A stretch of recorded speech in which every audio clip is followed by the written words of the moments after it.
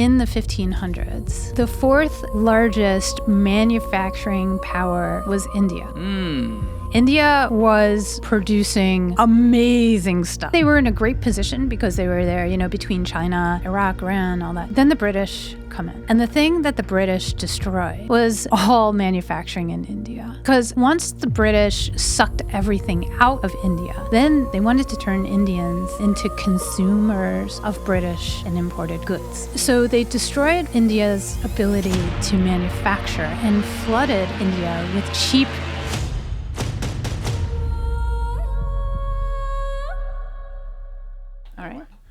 All right, Rachel, thank you so much for coming here. And congratulations on the new book coming out, Making It in America by Rachel Slade. We're going to talk all about it today, so the link will be in the description for everyone to check it out. But we were just talking a little bit before the podcast.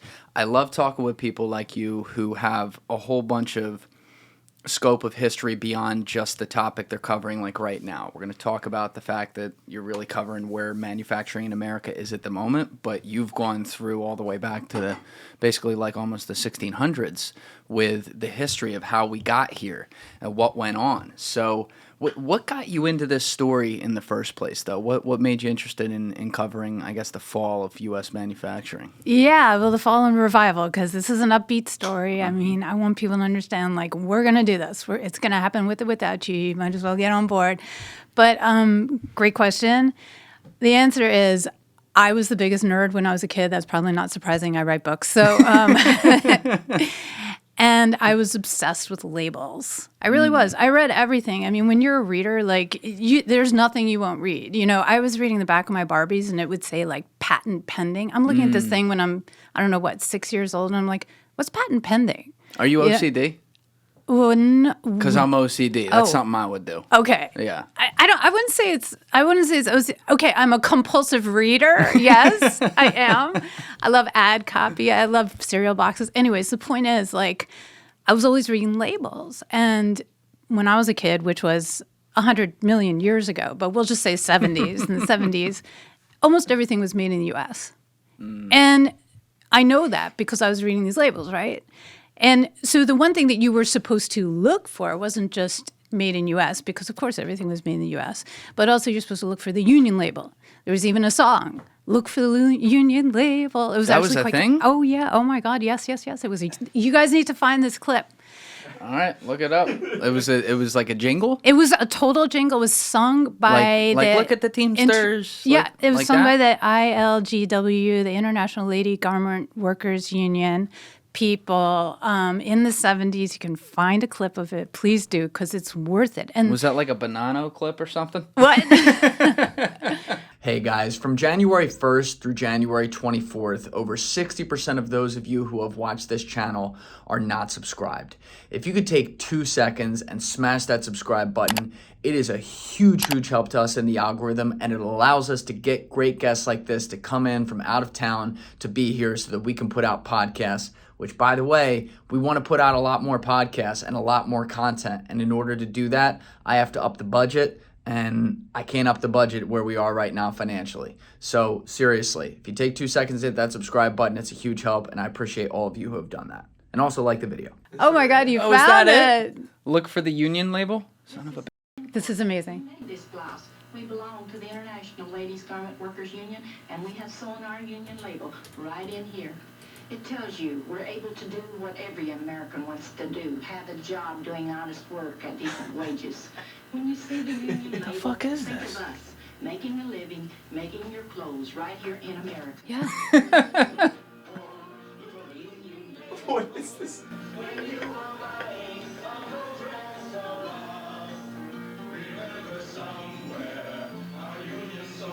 Oh my God.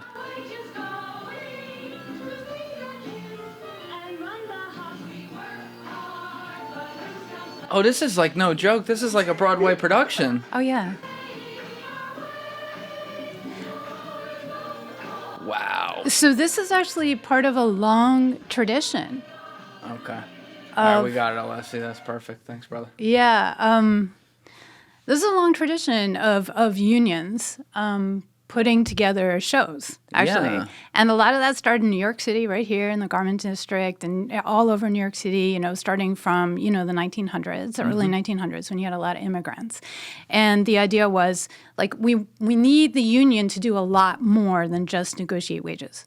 We need the union to build community, help people adjust to coming to America, teach them the English language, teach them how to bank. And if they couldn't bank, give them a bank, create a bank that was like union friendly, and understand the needs of the piece worker or the textile worker, whatever it was. And so they actually did put on shows like from the very start, because it was part of building community. When you're in a show with somebody and you're singing along next to them, you're not just now making clothes and showing up 9 to 5, or in those days probably like 9 to midnight. But you were part of a group that was working toward something better than just producing. And what happened?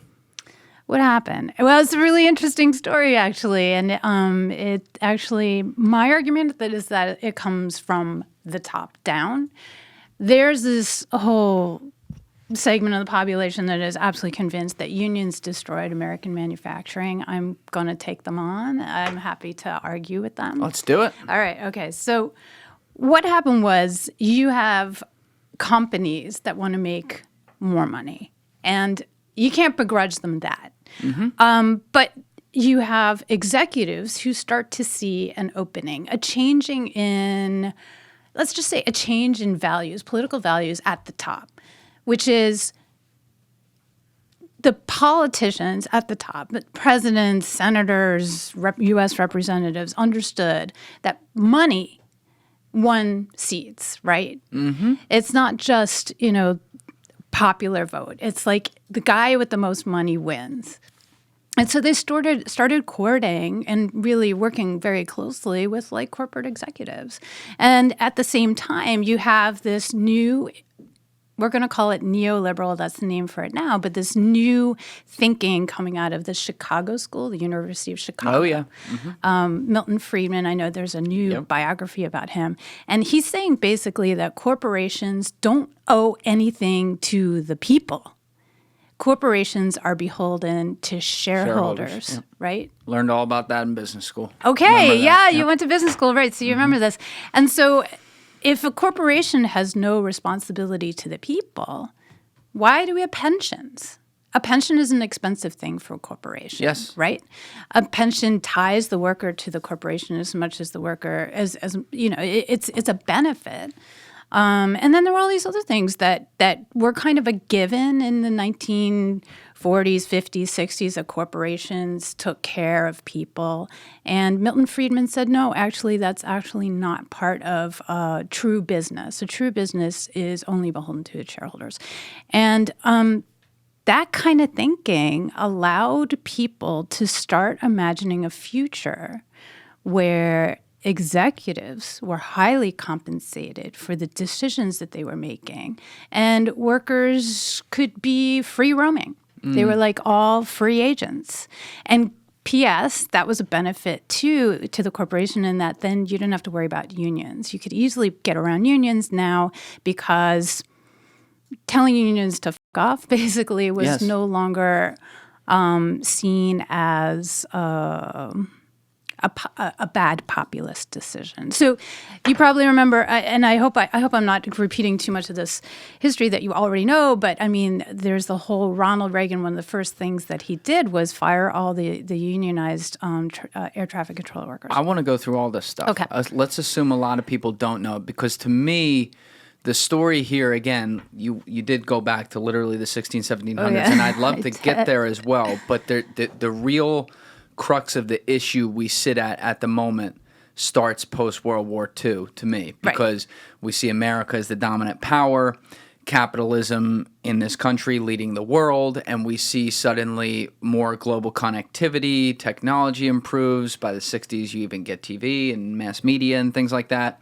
and it slowly milks its way towards the public stocks running the country, because they're also buying off the politicians, and then they're getting through legislation, and this is the real thing, like when we're talking about NAFTA and all these other deals, we all hear all the politicians talking about this. And I'm like, oh, yeah, sounds bad. But a lot of us, including me, have never like sat there and read the full law, the legislation and the treaties and what they are. And you get into that in your book. So you start at the top wherever you want, but let's go through all of it. All right. So Ronald Reagan came into office actually while the air traffic controllers were trying to negotiate a better deal for themselves. And they were, government workers, and so they were forbidden from striking. But when he came into power, they did anyway. So, I mean, it's kind of a fuzzy story, but it's considered the moment, right? Like the beginning of anti-union politics at the top. And so they come in, and so Reagan comes in, and they strike, which means there are no planes flying in the sky. They can't, because they need air traffic controllers. And they assume that they've got the country by the balls, and that they're going to get everything that they want because they're necessary workers. And Ronald Reagan just fires them all. Now, whether or not he should have done that, whether or not that was the right decision, it happened, and it sent a strong signal. The signal, it was like a dog whistle that a lot of executives were waiting for, which is, oh, no, we finally have somebody in the White House who is not going to kowtow to unions anymore. And that was a really, really big move. And also in the 80s, in which I lived, there was a huge shift. I know, you're lucky. It was a terrible, terrible decade, and I will put that on record. But there was also this major shift from pensions to 401ks. So the idea is, let's get the median worker. By the way, median worker is now the word for middle class. You can't say middle class anymore. There's a new word for everything, guys, and I'm catching up, right? Okay. Yeah. So I don't know if I'm going to catch up. You can't catch up because it's constantly moving. That's what I love about language. But so the idea was, let's get these median workers out of the pension model so that they start to invest directly in Wall Street, in the stock market, and then they will be forever tied to the success of the stock market. Correct. Right? And then if corporations decide to offshore at some point, that's okay, because at least the profits are there and the value is still there. And in fact, Wall Street will continue to boom as we find cheaper and cheaper ways to make things, greater and greater profits, higher executive compensation, and the market remains healthy and actually grows. And so we saw a huge boom in the 80s. I mean, that wasn't quite when offshoring started. It had just begun, but the infrastructure was being set up for us to be thinking that way. That it was okay to let go of a lot of the things that had held us together for so long.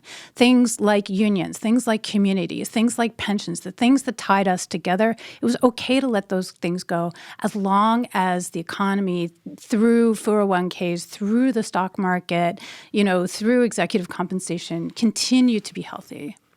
See, when you look at the history of who holds office, though, in America, I always remind people that it's a pendulum, right? So Kennedy/LBJ, right? Or let's go on this side. Kennedy/LBJ, Nixon, Ford.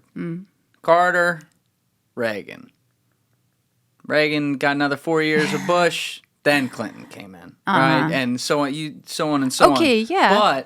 But to your point, there are precedents that are still set by given administrations that then kind of go bipartisan and follow party lines moving forward. Absolutely. So that's why we see, people would look at it in history and say, oh, Reagan, Clinton, Republican, Democrat, so different. Not really. They kind of ended up doing the same thing. Oh, and it's because of what happened right there. And I think Reagan also, historically speaking, had a pendulum moment to do this where you're going to overreact because he's following up all the economic crisis with Carter. And so look what happened in 2009. Look at Dodd-Frank and all these things that got set, no matter if they went too far or didn't. It's like, we got to fix this. This is what we're doing. We're putting down the iron fist, and now forget what's going to happen in the future because of it. Yeah, actually, you make a really, really good point. And when you say, when you're doing this, right, we have the Republicans, and then we have the Democrats. But actually, I want you to remember that when the AFL-CIO building opened, I think, in 1955 in Washington, D.C. It was this beautiful building. It was, for the largest union organization in the United States. Who opened it? Who was there ribbon cutting? It was Eisenhower. Okay, a Republican president. And I actually quote some of his speech in the book, but he was just saying, like, this is America. People who make things, labor, right here.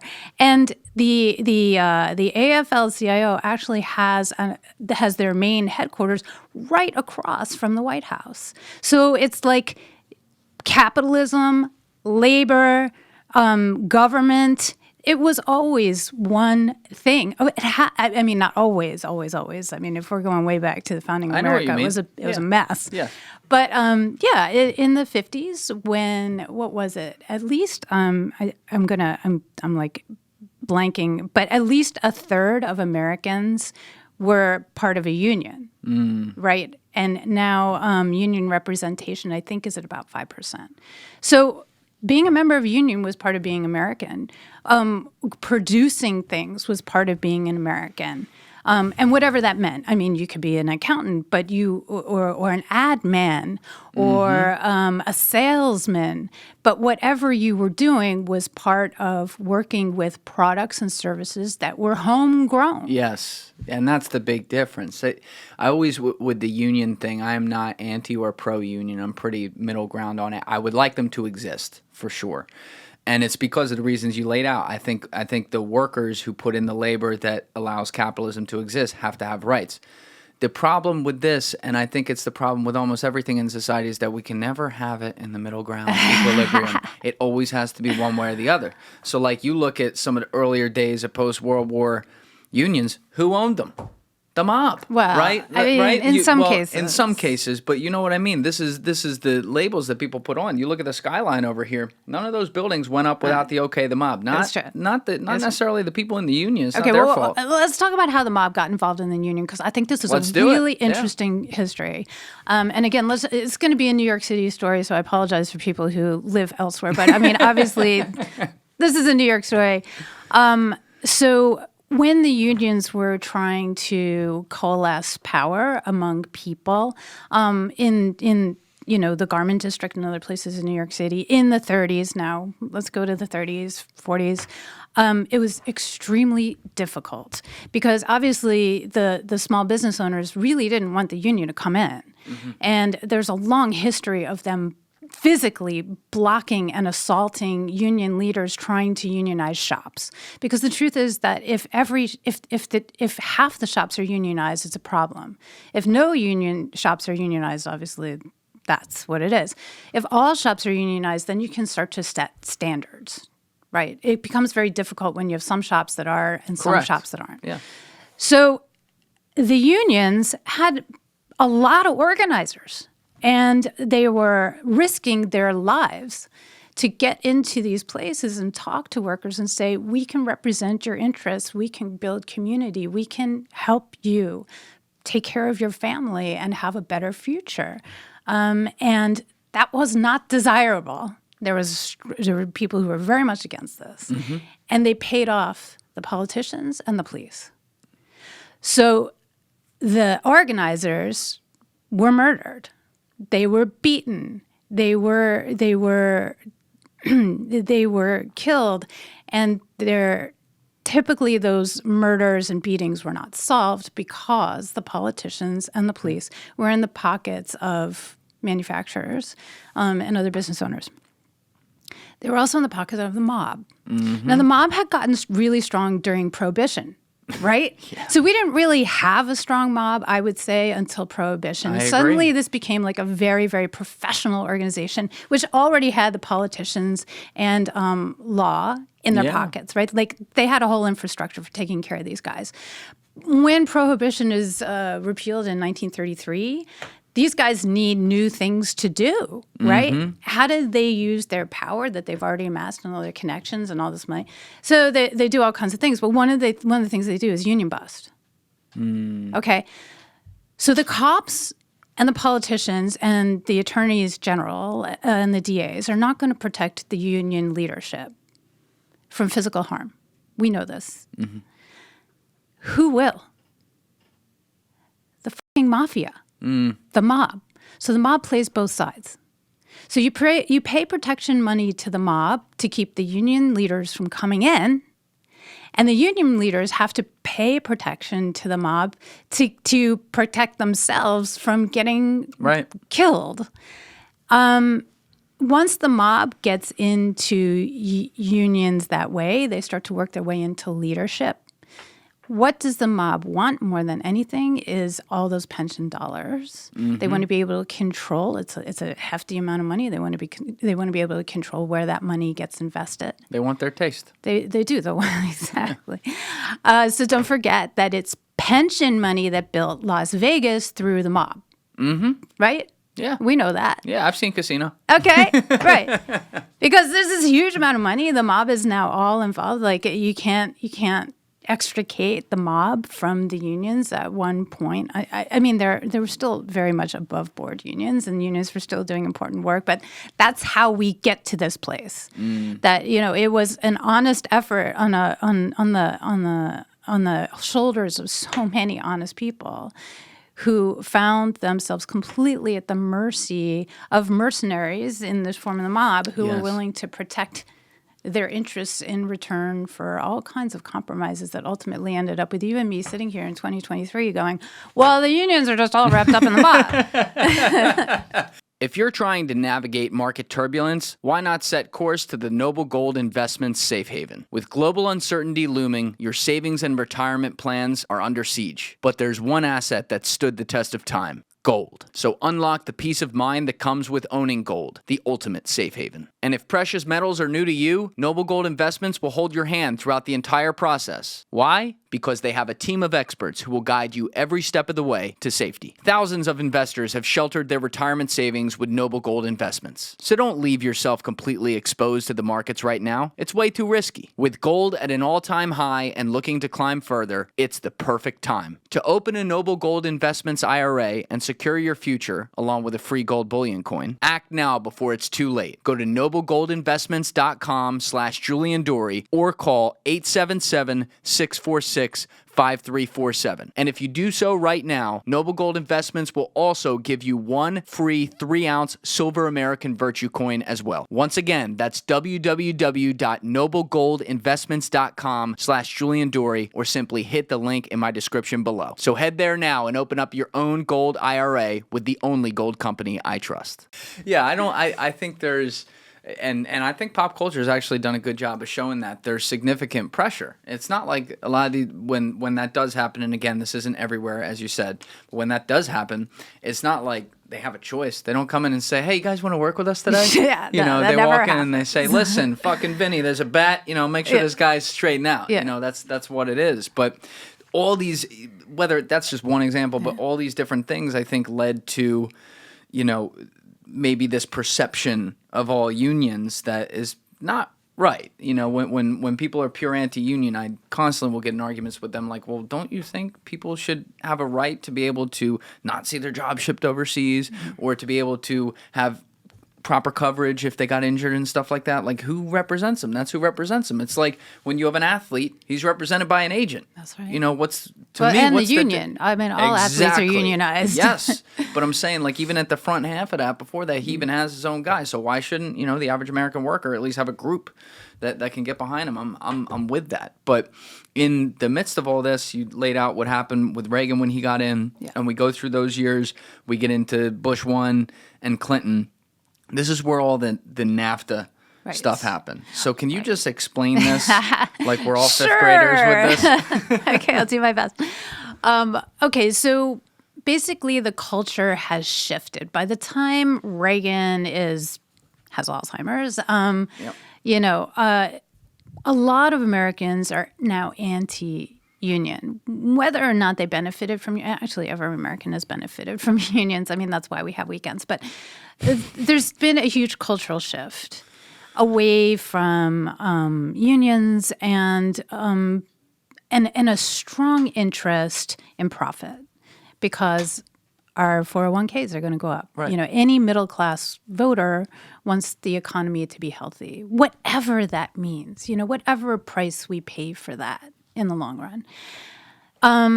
And most politicians now are free trade thinkers. That sense that, you know, we have to let the market be free to be what it wants to be, that there's some kind of like natural stasis that we'll be able to reach if we move all these regulations from it. It's a magical thinking, frankly.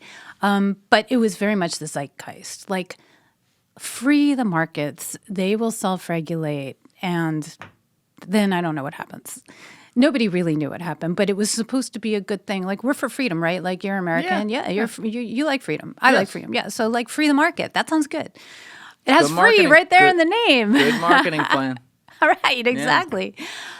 So NAFTA is a really interesting piece of legislation. It was kind of like a let's test this out. Let's see how much people are willing to take in terms of free market thinking.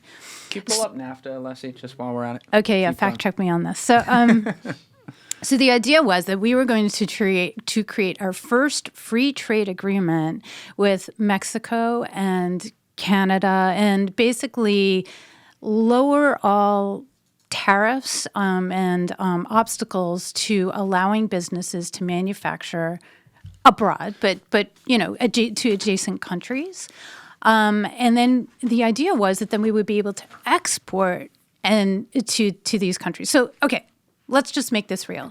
So, like, Whirlpool is making dishwashers in Indiana. And they say, we can make dishwashers in Mexico just as easily as we can make them in Indiana. And by the way, yeah, for less, definitely, because the peso, you know. And also, by the way, this is going to be really great because then Mexicans are going to have money in their pocket and they're going to buy American goods. That was the dream. So we're going to boost others' economies by exporting what we do, which is make stuff. Their economies will be boosted, then they'll start buying our stuff. But if we're not making things, then they can't buy things that we make. They're going to... Anyway, you can see how it kind of breaks down real fast. Okay, there were only a few voices who said, whoa, hold on. Like, of course it's going to be cheaper to... Oh, am I like going off level? No, you're good. Okay. You're good. I'm always watching the levels. Okay. You're like so aware of everything. My husband is a record producer. There you go. Okay, right, so now you know. So they were like... So there were just a few folks who were like, okay, wait a minute. The reason that it's so cheap to make in Mexico is not just because the peso is a different currency, it trades at different rates, but also because they do not have a strong union culture there. And the union culture that they do have there is actually Cartels. Pretty corrupt, exactly. And there's no environmental regulation. So we love that in America. Right? And they don't have OSHA, which is, you know, here about worker safety, you know, to ensure that things are done properly, that, you know, you're wearing headgear to make sure you don't blow out your ears and you're not inhaling mercury all the time. So they don't have that. There's so many things that the Mexicans don't have, which would make manufacturing more expensive. And so what the unions and senators like Sherrod Brown over in Ohio tried to do was get some of the language into the treaty that said, no, wait, you need to ensure that you need to guarantee workers' rights. You know, trying to like level the playing field just a little bit in terms of environment and workers' rights vis-a-vis like Canada and Mexico and Central America, where ostensibly all this manufacturing was going to go.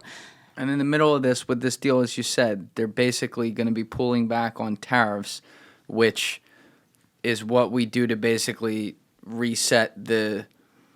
ensure that there's an even opportunity cost. I'm explaining this a little wrong. To have a similar price based on if something is, or a better price based on if something is made here or somewhere else. So they're getting rid of that. Exactly. Yeah, exactly. Yes. Lower all the barriers that make free trade possible. Which, by the way, this chart that you have Isn't right that at the beginning of amazing? your book, this chart's incredible. I'll hold it up to the camera, but it's the average U.S. tariff rate from 1821 to 2016, and it looks like the Grand Canyon. You know, it just goes backwards. But anyway. Yeah, that was absolutely astonishing. We could talk about that because the history getting Americans manufacturing in the first place is the history of America. Yeah. But we can talk about that. Anyway, where was I? Oh, right. So these voices emerge, legislators and union representatives are like, we see bad things coming out of this. But the Bush administration says, we're going to negotiate behind closed doors. They say this to Congress. And Congress, you would get no opportunity to weigh in on our negotiation. And when we finally come to the terms of a treaty with Mexico and other countries, you either buy it whole hog or you're against freedom. That's what they do. Yeah. It was a very strange deal that Congress made. But remember, at that point, everybody was pro-free trade. Like, it seemed like a great idea. Sure, let's try it. Yeah. By the way, the Soviet Union had just fallen, so, like, freedom was everywhere. And so we got NAFTA. And NAFTA, the North American Free Trade Agreement, it's astonishing how quickly the dominoes start to fall after that. I mean, it's absolutely astonishing. Again, I was alive then. I saw it happening. You would go to, everybody worked at the Gap when I graduated from college. Is there even the Gap? Does that exist anymore? Is that a thing? Yeah, it's still around. Okay. I got a couple Gap things in there. Do you? Yeah. Okay. I'm pretty sure. I mean, can you fact check that? I was actually thinking about the Gap yesterday. I was like, I'm going to bring up the Gap because everyone worked at the Gap. So you go to the Gap. This was in 5 years of NAFTA. You go to the Gap, and there would be piles of T-shirts, whatever crap people were buying, including me. I was buying that shit too.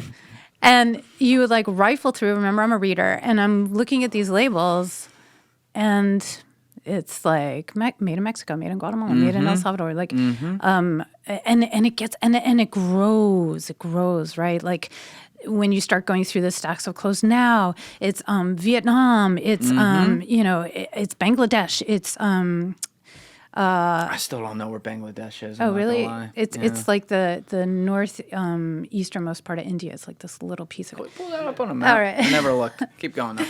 But the problem is it's like very low to sea level, and so they do flood a lot. And anyway. Okay.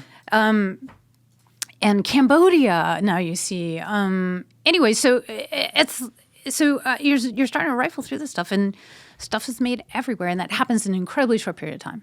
Yeah. Incredibly short period of time. The floodgates opened, and then industry was gone.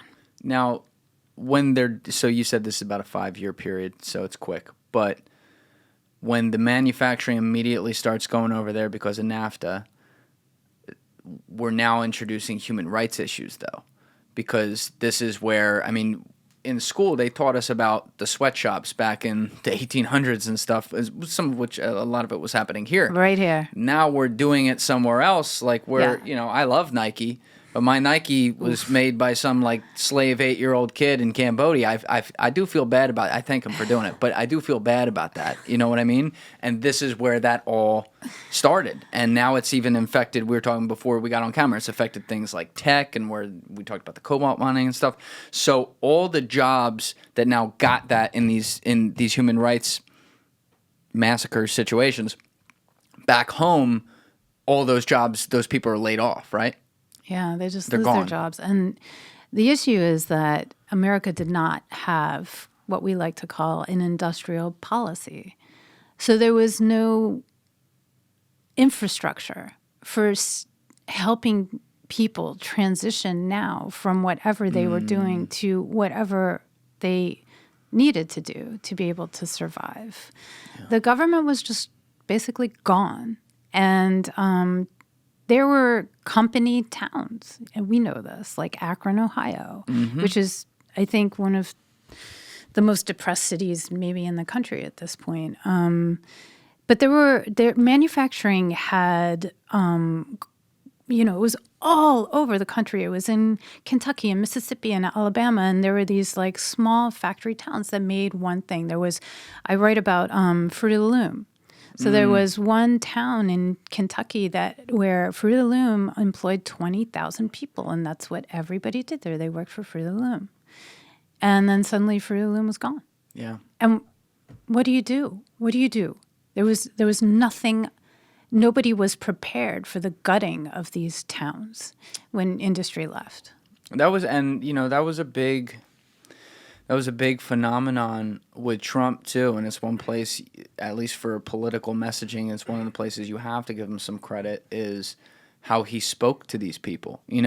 I'm someone who cares a lot about the environment, right? I know there's no such thing as clean coal. I know it's not good for the environment, right? It's an oxymoron. When he would say that, I'm like, what are you doing? But the people who lived in those coal mining towns, and you just describe a couple other types of examples. I've been to those coal mining towns.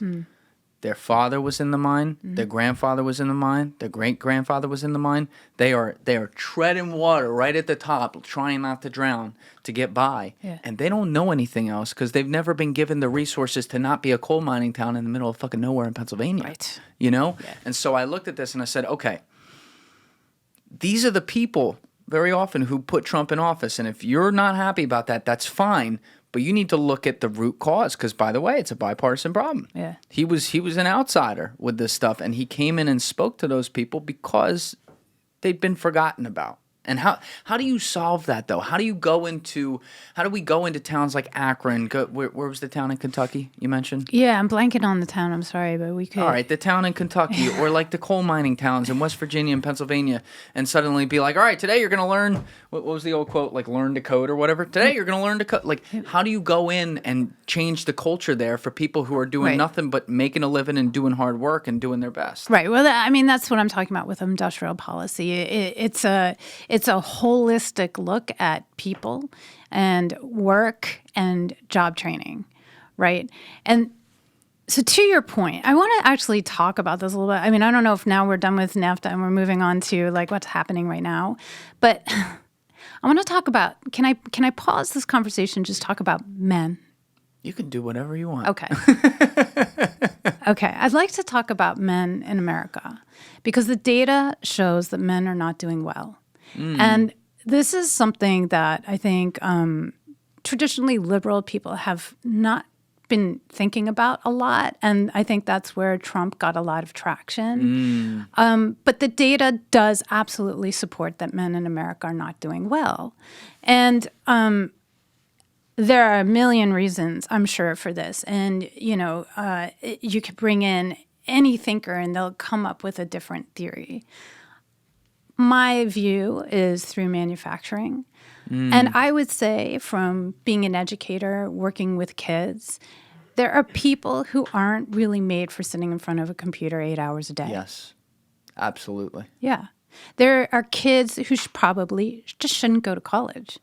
Not because college is a terrible idea of blah, blah, blah, but because they're just ill-suited. Like, they'd be much happier being outside or working with their hands. Yes. I'm not being Pollyannish about it. I mean, humans, right? For 50,000 years, we developed these in tandem with this. Yes. We love to work with our hands. We love to produce things. We love to see the fruits of our labor. And so, again, I don't want to be Pollyannish about this. Like, I don't want to act like there's some utopian solution to every problem. But I do think that there's a large percentage of the population that would feel really good about making things. Yeah. I agree. 100%. And this is a conversation I'll go back and forth with in the DMs with fans about, because it's good timing to do this podcast with you because it's something people bring up to me. I have one longtime fan, this guy Joel, shout out Joel, who went to trade school, right? Because he knew exactly what he wanted. He knew he eventually wanted to own his own contracting company, what he wanted to build, etc. He was like, wait, why am I going to go? I could go get, B+ and A- in college for some degree that makes me sit at a desk all day and hate myself when I'm 30. Or I like building shit. Yeah. I'm going to go out and build stuff. And the two words you didn't use there, but I think are right in the middle of it, are the mental health with that. Yeah. This right here, this is not natural. All right? Sitting under fluorescent lights like this, because I got to tell you, I was going to say, like, what is this light about anyway? Yeah, this is a terrible light. It's a nice-ass light. But It's a nice ass light to be on camera when you're in a studio like this. Yeah. But I've lived in a studio for 4 years. One of the reasons when I got my new place that I wanted to get the one I got is because it has light everywhere, natural light coming in, right? I go for walks on the Hudson River every single day. Nice. Like I value this stuff because I'm like, I watch my body like shrivel up doing this, and then I think about all these people who aren't lucky enough to be building something that's theirs, number one, so you're less into it with that case. They're stuck on the same salary. There's a limited ceiling that they have, and they're stuck in these little boxes all day. And, when I was first out of college and I was working on Wall Street, I remember seeing the people go outside every day, like some of the adults, that's what I call it. But they go outside and like go for a walk around the parking lot. And I was like, what the fuck are they doing? Yeah. And a couple years later, I was like, I understand now that you got to get out, that you got to be outside of this shit. And so I remember I brought my cousin. She was coming out of college, and I'd been working there about 3 years. I brought her by the office one Saturday morning when I had to pick something up, and she was in town.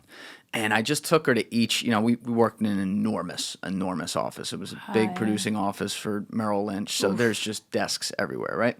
And I walked her to different parts of the office, and she was a marketing major. And I just asked her to creatively tell me what she saw.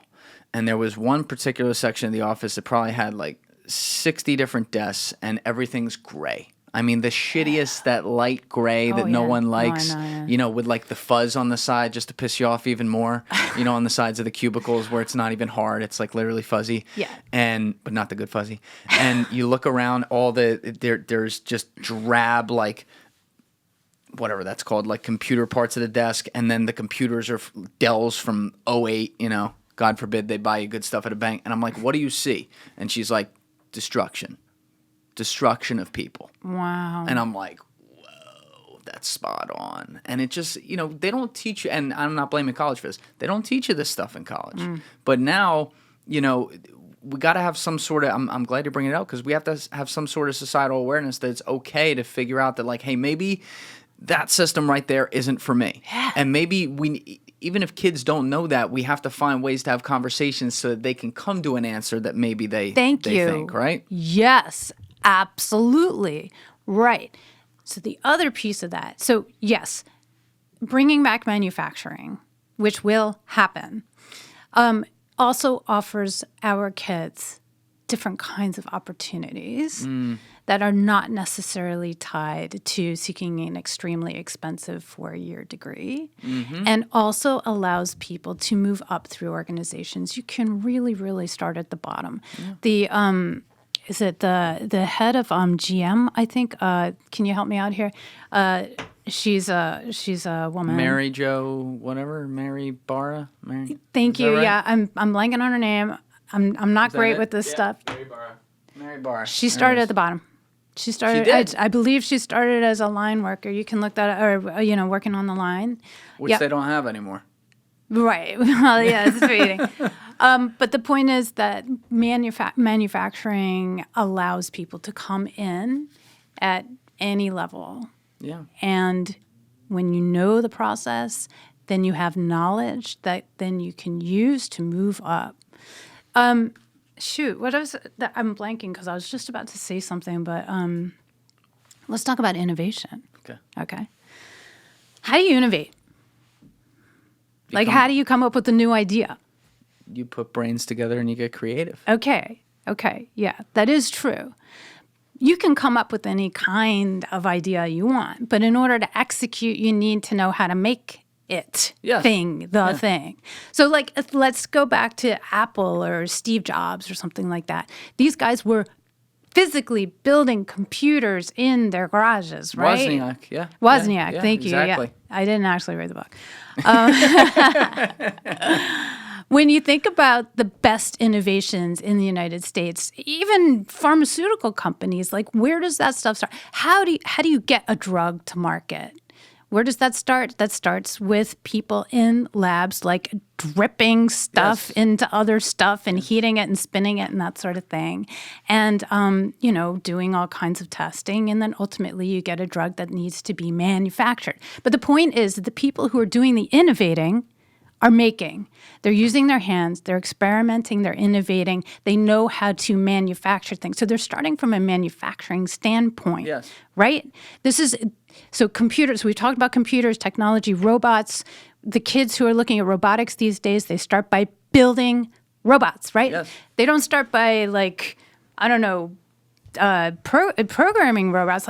All the kids I know who are in robotics, they start by building them. So in order to innovate, you need to know how to build this thing so that then you can communicate with the other people who need to help you build this thing and put the things together, parts together to actually create.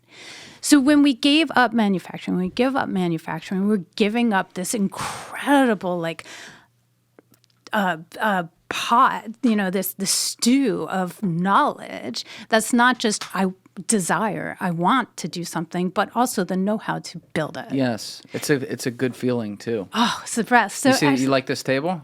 I was gonna ask you, did you guys make this? Me and Danny Jones, who runs another big podcast in Florida, a really good friend of mine, flew him up here, and we built this table in a weekend. And I got to tell you, when it was done, I was like, "Let's go!" Right? That feels so good. God, it's amazing. It feels so, Every time I sit here, I'm like, "Damn, we're signed below. It's cool." It's right there. Yeah. Your pride is right there. I love Home Depot. You know what I mean? Home Depot's fun. And that's what I'm saying. That represents manufacturing again. There you go. Bit, you walk in there and you're like, possibility. Yes. But you know the possibility because you've made stuff.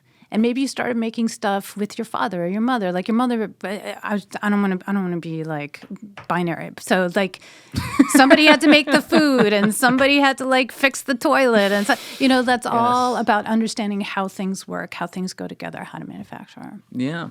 And so we lost that quickly with NAFTA. And then there was another big agreement. Another beat is WTO. And yes. Can you explain all this? Oh, God, I wish I could. I'm going to try. Okay. So in 1996, several countries got together. I'm going to say 130, but you're going to fact check me. Maybe it was 72. I don't know. Lots of numbers in my head. A lot of countries. Got together and formed the World Trade Organization, which, in a nutshell, worked hand in hand with the free trade movement to reduce obstacles to free trade. And we were talking about obstacles like environmental regulation and labor regulation, those slow down trade. And so the World Trade Organization was there to help countries and companies litigate, mostly companies litigating against countries that they felt were slowing down their ability to make a profit. So Interpol for capitalists. Oh, God, I love that. That's good, right? Can I use that? Yeah, you can use that. Okay, so that's on that's tape. Good. It's on record. I'll just say copyright Julian Dorey. Okay. So that's exactly right. So here, countries could go to their representatives and say, companies. Did I say countries? Companies like Kodak could go to their American representative and say, go fucking sue Japan because they're making it hard for us, Kodak, to penetrate the Japanese market. They are favoring their own brands. Fuji in the 1990s. Yeah. This was a big lawsuit. I guess this didn't work out with China too well, huh? Well, at that time, China didn't have a free trade agreement. But Fuji, thinking now. Fuji was actually Japanese. Yeah. No, I know. I'm okay. talking in the future though, because we didn't do this very well with China. All our companies just left. We didn't do what well? We didn't do well with if China was causing competition problems, fixing it. You know what I mean? Literally, Google left China. A lot of our companies left the market there. Right, exactly. I was cutting ahead, but no, that's totally fine. Yeah, you're right about that.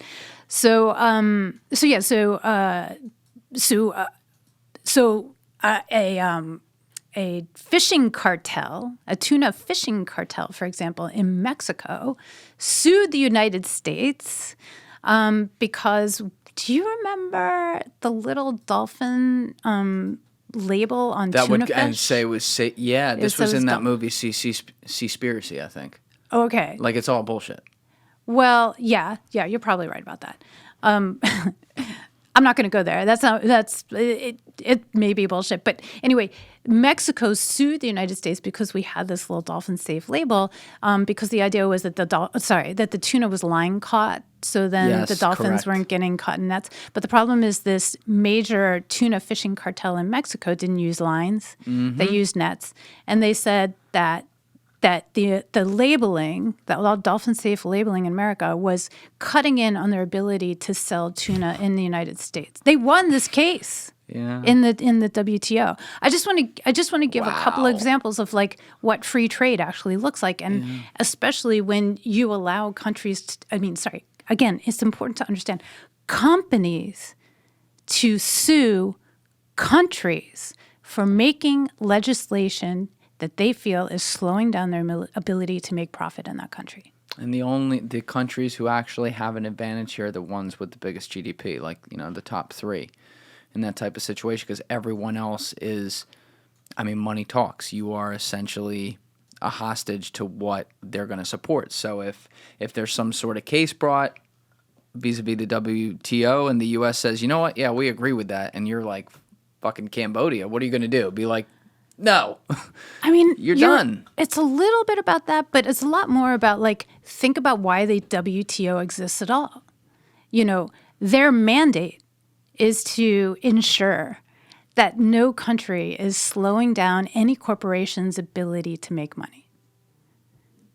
Which is supposed to put more money into the economy and more money into people of the world, but what it ends up doing is it kind of creates a wealth gap, is what you're saying. Oh, a major wealth gap. Yeah. And an environmental wealth gap. Well, yeah, that too. But, yeah, because we're seeing more billionaires around the world stamped every day than ever before. Yeah. And I was talking with someone, actually it was about AI, but it's the same idea we here. can talk about AI. I was talking with someone about, 5-6 months ago, who was telling me that this stamping of new billionaires into eventually trillionaires is going to keep happening over the next 5 to 10 years, and then the gap is going to be so wide there's no return.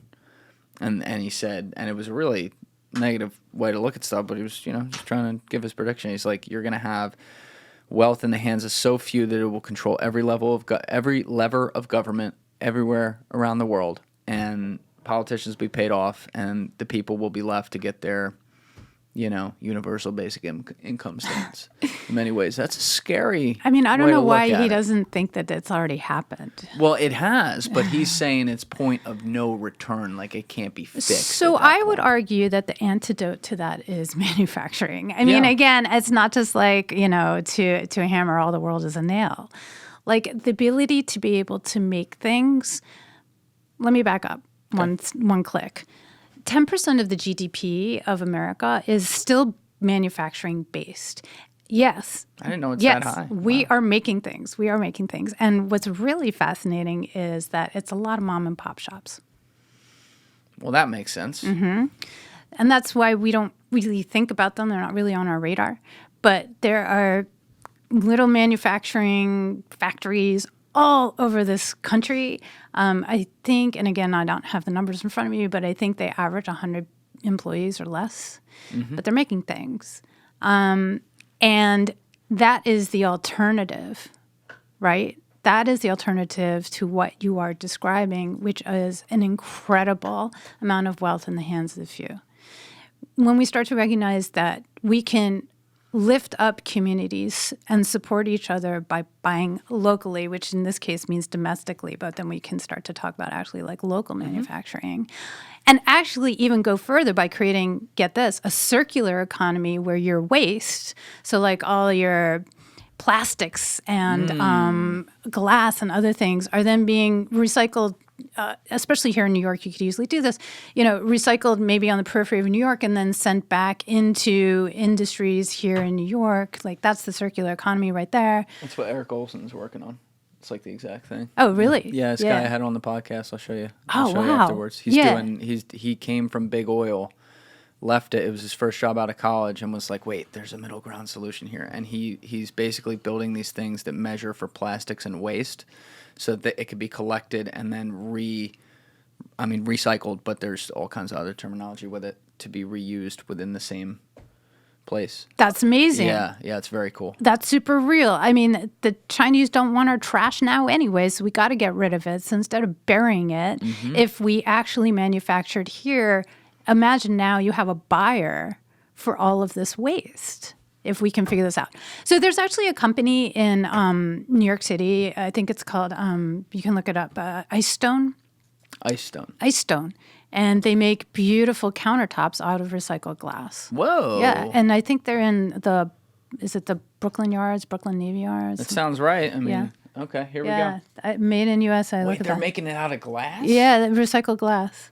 So wait, that thing right there. I mean, it's got probably polymers and all kinds of stuff in it, but yeah, Whoa. That's and it's all made right here. it's made in Brooklyn, New York. Let's go. I mean, this is not tough stuff. Shout out to Ice Stone. Yeah, shout out to Ice Stone. My point is, this is not hard. It's actually not hard. It's actually can I challenge very that? simple. Okay, go ahead. Or sorry, as the Philly girl would say, go ahead. I forgot you're from Philly. Go ahead. How do you compete on some of this if you're competing with the 10-year-old working for 50 cents in Vietnam? Right. Okay. So first of all, like Vietnam is doing really, really well, and it's no longer going to be viable to manufacture in Vietnam All at right, some point. Bangladesh. So that's going to keep happening, right? So it's always, when you're talking about offshoring, it's like always a race to the bottom, and that's another thing that I write about is free capital just coming into countries, assaulting them with cash, and then boom, they're gone, which we saw during the pandemic. How are you going to... Well, first of all, when you're talking about something like countertops, that shit is heavy, right? Yes. Okay. It's hard to get here. When you think about the infrastructure required to get stuff to the United States, you start to think about how it's analogous to like the fossil fuel industry. So the fossil fuel industry, in order to function in America, is subsidized by the government. It's extremely expensive to extract fossil fuels and refine them, right? Both actually economically and environmentally. Sure. Okay. So following NAFTA, following all this free trade zeal, a whole infrastructure has been designed to get goods into the United States, right? And it's a very expensive infrastructure. It's about, and this goes to my first book, it's about shipping and ports and highways and widening the Panama Canal and dredging New York, New Jersey port and raising bridges so that you can get these supermax ships in. So that's the expenses that we don't think about. Yeah. When it comes to what are we actually paying for as Americans when we import all these things. Back to the countertops. This is a big, heavy thing. Might as well just make it here. Probably you're saving 30% on transportation costs. So I would imagine that they could compete pretty well with countertops made in other parts of the world. So let me ask this then. Yeah. Is this a problem we can solve by doubling down on strengths and just eliminating weaknesses? And let me put an image on that. Doubling down on things like countertops and heavier stuff that would be expensive to get in here and just completely saying fuck it with clothes. Okay. Good question. Because your book is about apparel. Yeah. That's why I'm asking. Which is like the lowest common denominator. To make apparel, all you need is a worker and a machine and some other stuff. And a sweatshop. Well, you don't need a sweatshop. I think that we can make anything here. I really, really do. And that's actually why I focused on apparel. What's happening in manufacturing, of course, we know this, is AI and robotics, right? So in almost every industry, there are fewer and fewer and fewer and fewer workers. So what you actually need is space, electricity, robots, and you need people to service the robots. And then everything that spins out of that. You need people to sell the stuff and market the stuff and carry the stuff to the end buyer and, whatever it takes. So as manufacturing becomes so much more sophisticated. Remember, I live in Boston, so I'm right there at MIT. They're crazy building robots all the time. They do all kinds of weird stuff like the headless dog. I don't know if you ever that's the Boston whatever group. Dawson Diamond. Boston Robotics. Yeah. So like I'm very well aware. But the bar for robotics is getting lower and lower and lower. And so these trade schools should be teaching robotics, because what we will be able to do extremely well as Americans with our sophisticated manufacturing infrastructure is tons of customization. We can also, we can respond also we will be able to respond very quickly to market changes. So for example, if you are making a pharmaceutical product and you have kind of a robot army doing a lot of the manufacturing, you have these people coming in who have robotics training, not necessarily a 4-year degree from a college, but actually they got vocational training. They can quickly set up the shop floor to produce something new or introduce a new reagent. So robots are becoming much safer to work with. It's also the bar for programming them or customizing what they do is becoming easier. And so we can make anything. We will be able to make anything. And I think it's really important to be able to make anything, because what you make versus what you import will completely dictate your politics. Yeah. Our Discord and Patreon links are in the description. We are starting to do AMAs on Discord, and we are also now releasing a new show called The Julian and Alessi Show with my producer, Alessi Alaman, on Patreon, along with some other exclusive content from episodes that we have been putting out on YouTube that are not seen on YouTube.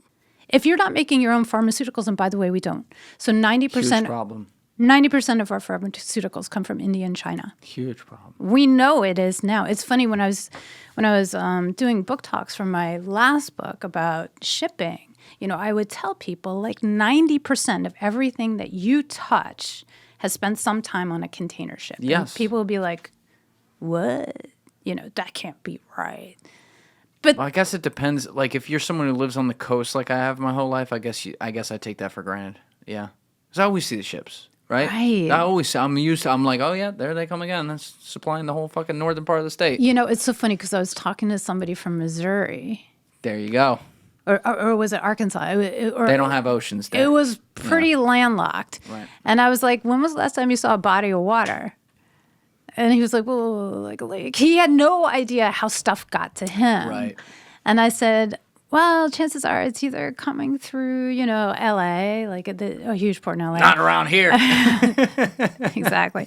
Or it's coming through the Panama Canal, coming up maybe through like Nolens or Savannah or something like that, getting trucked to you. Maybe it's coming up through the Mississippi. I don't know. But like, think about it, dude. Just think a little, because it's got to come from somewhere. Yeah.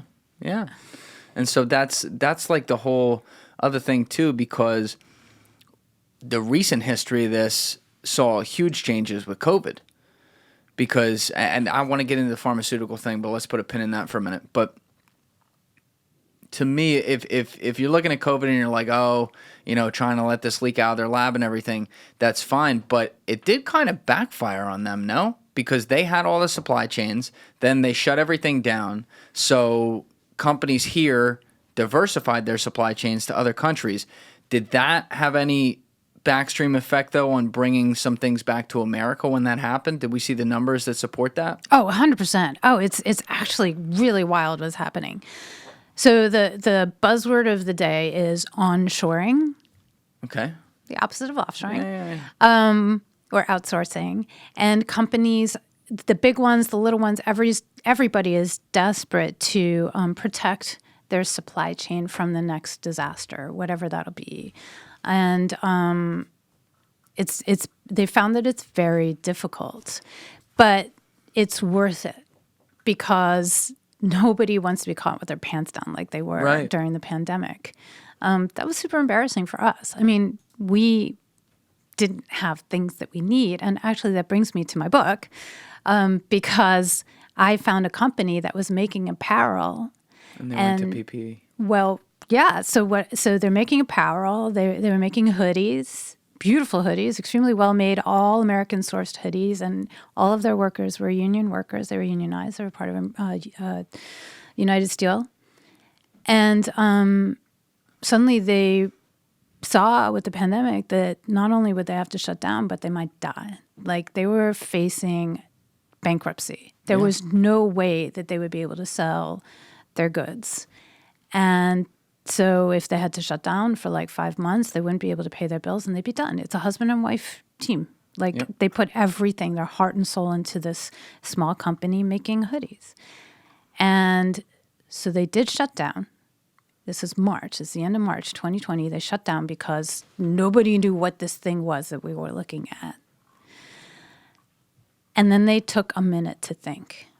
And the wife, Whitney Waxman, said to Ben, her husband, she said, they were watching the news. They were looking at what was happening in New York, you know, with the nurses and the doctors. And it was a hellscape.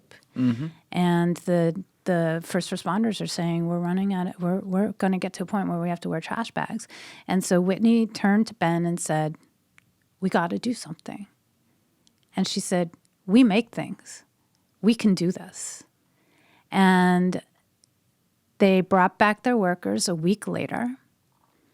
And they said, if we asked you to come back and we will lay out the factory floor so that you get the 6 feet and we're going to put down a lot of plastic and hang, you know, we didn't know how the pandemic spread, but they were like, if we did everything in our power to protect you as workers, would you come back to make masks for first responders? Now, I want you to remember that these are new Americans for the most part. They're coming from Congo and Vietnam and Ethiopia. The workers, yes. These are new Americans in Portland, Maine, okay? Many of them can't even speak English, or their English is not that great. They're coming from Iraq and Iran. I mean, this was a real multinational group of new Americans. They're citizens.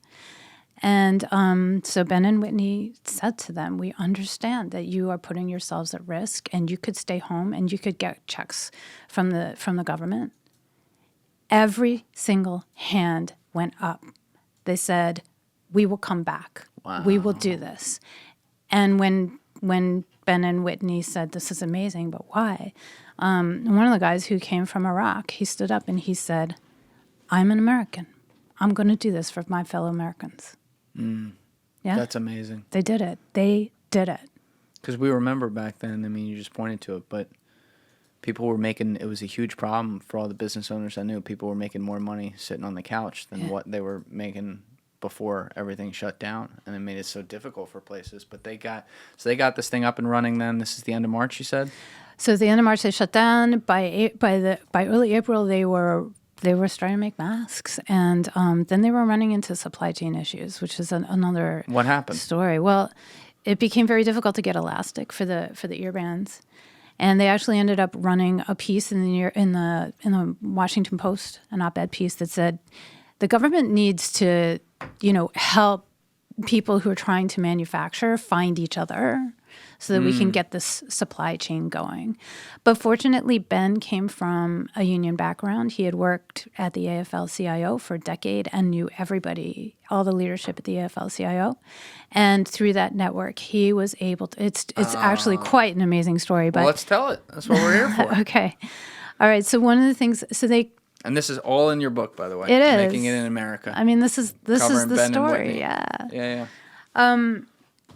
So there were no like patterns for developing a mask, but these are apparel workers.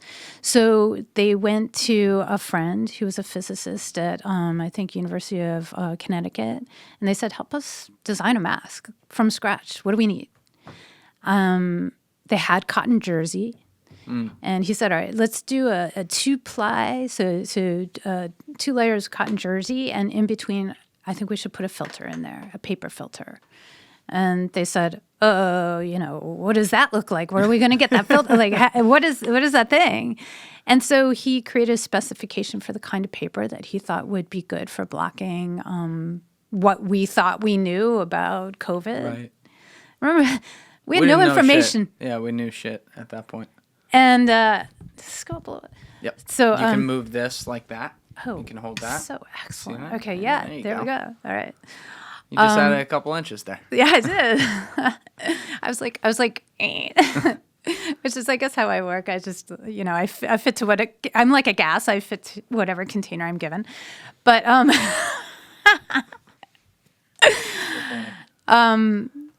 so so they have the specification for paper. One thing you need to know about Maine is that they make paper in Maine. There used to be tons of paper mills in Maine.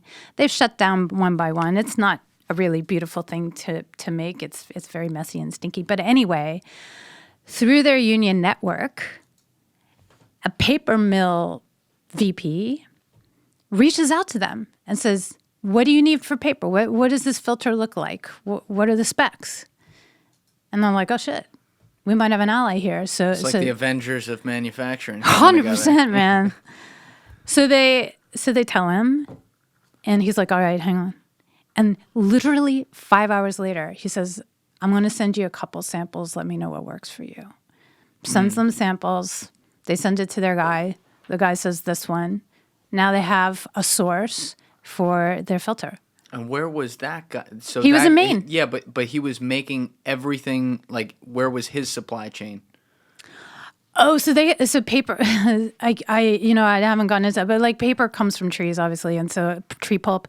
And so it's a very robust industry, or it was in Maine. So, the trees, you cut down trees, you have piles and piles of pulp. And so paper is used in all kinds of industrial there are all kinds of industrial uses for paper. It's not just like paper for magazines and books, and probably your viewers are like, what are magazines and books? But anyway, so he had a product that would work. And so it was just like, you cut it, you sell it with the mask. And their deal was, if you buy a mask from them, then they would donate to first responders. They ended up getting, because they're union and because they were local, they ended up getting like pretty huge contracts. I think with New Jersey State Troopers, in fact, since we're here in New Jersey, New York, and I think Maine State bought, tens of thousands, and they got big really fast because people needed these things. Wow. They were beautifully made. Because they had been built from scratch. Remember when I said about innovation, like you can't innovate unless you know how to make? Yeah. It's like they created this thing from nothing, but it came from all of their know-how in the apparel industry.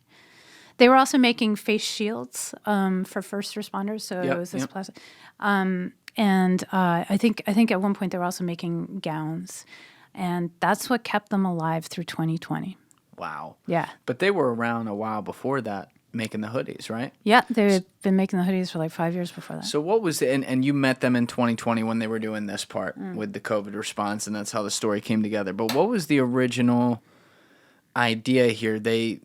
I would imagine they were very upset about all the jobs going overseas, and they wanted to bring it here. So they're like, we're gonna do the easiest one, the apparel industry, which is the easiest to send overseas, and we're gonna prove we could do it here, and that was it. Oh, kind of.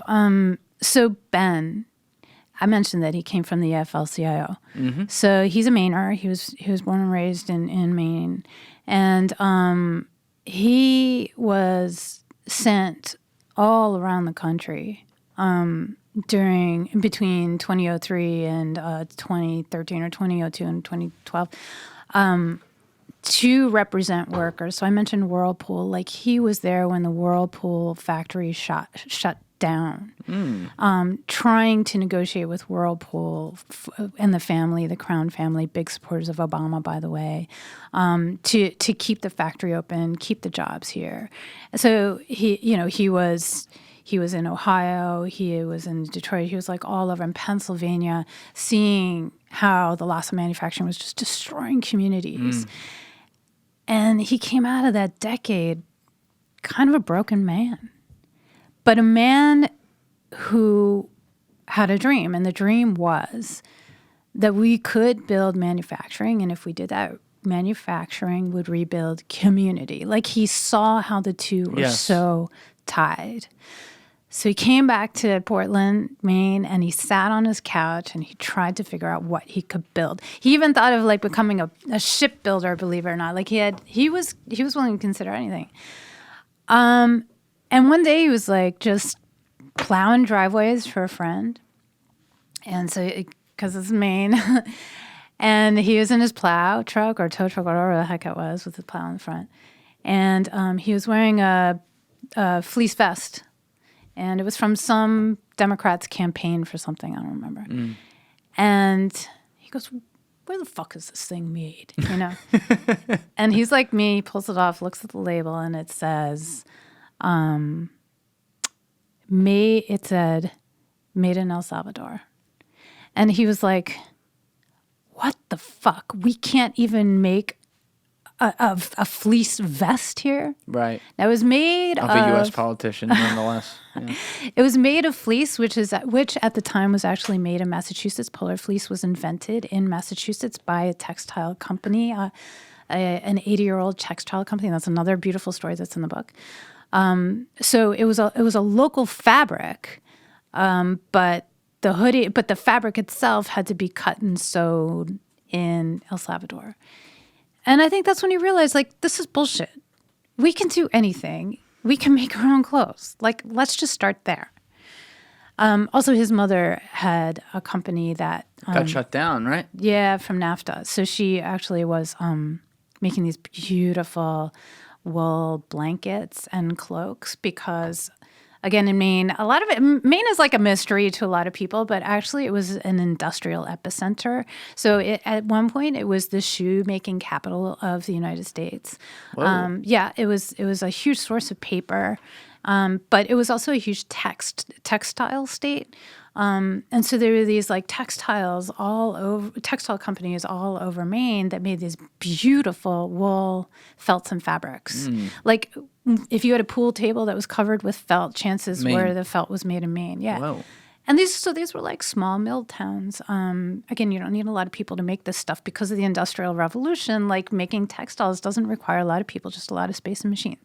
How many people live in Maine? Can we look that up? 1 million. Really? Less than 1 million, yeah. 20,000. I was going to say, I thought it was like 10 people. That's amazing. They got this whole textile thing. Didn't know anything about it. I'm very Jersey-centric. No, that's okay. It's good that you're Jersey-centric, and it's good you're asking. Yeah, 1.3 million. Okay. Wow. So that's a lot of people. So here, I love this. This is like, you like history. You're like me. You love history. Who were the laborers in all of these Maine mills? What is that, like a trick question? No, it's not a trick question. It's like, how much do you know history? And probably you don't know much about Maine history because you're not from Maine. I don't know shit about Maine. Okay, so like, who was working in the factories? Who's doing like this low level factory work? The laborers? Yeah. Like, where did they come from? Maine? Italy? Oh, I like that. They were Quebecois. They were coming from Quebec. Wait, that's like a term, Quebecois? Yeah. That's how you say it? Yeah. I thought it was like Quebecer or something. Well, yeah, Quebec is a place. Yeah, no, I thought you called them like Quebecers or something like that. Oh, that's cute. I like that. Yeah. Well, Quebecois. Quebecois. Okay. All right. I'll go with it. Okay. So they were they would come across the border just to work and then go back? They would walk. Well. Oh, they walk across the border. So Celine Dion, you remember? I know Celine Dion. You know her? Do you know her? Yeah. She's Quebecois. Yeah. And you remember her backstory, like why we love her? The husband died. Oh, yeah. Okay. Well, sorry. I shouldn't ask you these questions. She did the Titanic.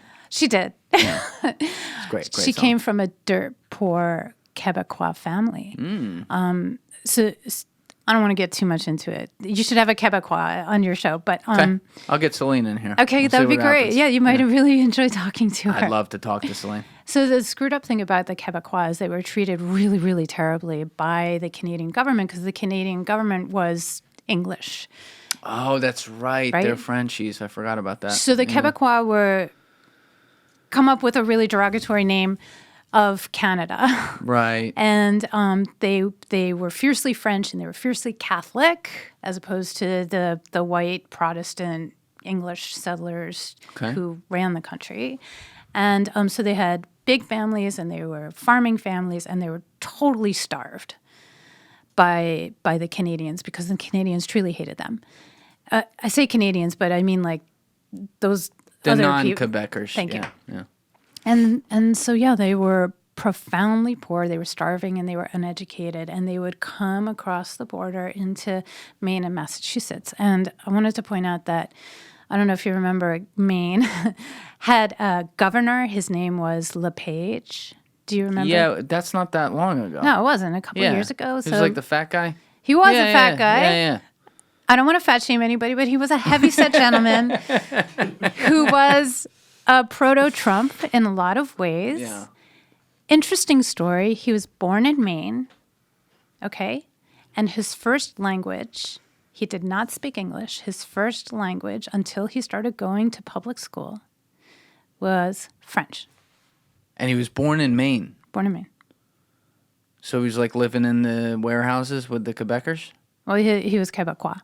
Oh, he was. Well, but I mean, he was, his family was. Oh, I got it now. Gotcha. So the Quebecois, in many ways, refused to kind of assimilate in Maine, and they kept themselves, and they kept their language, and they kept their culture. Another famous Quebecois, I assume he's Quebecois, is Yvon.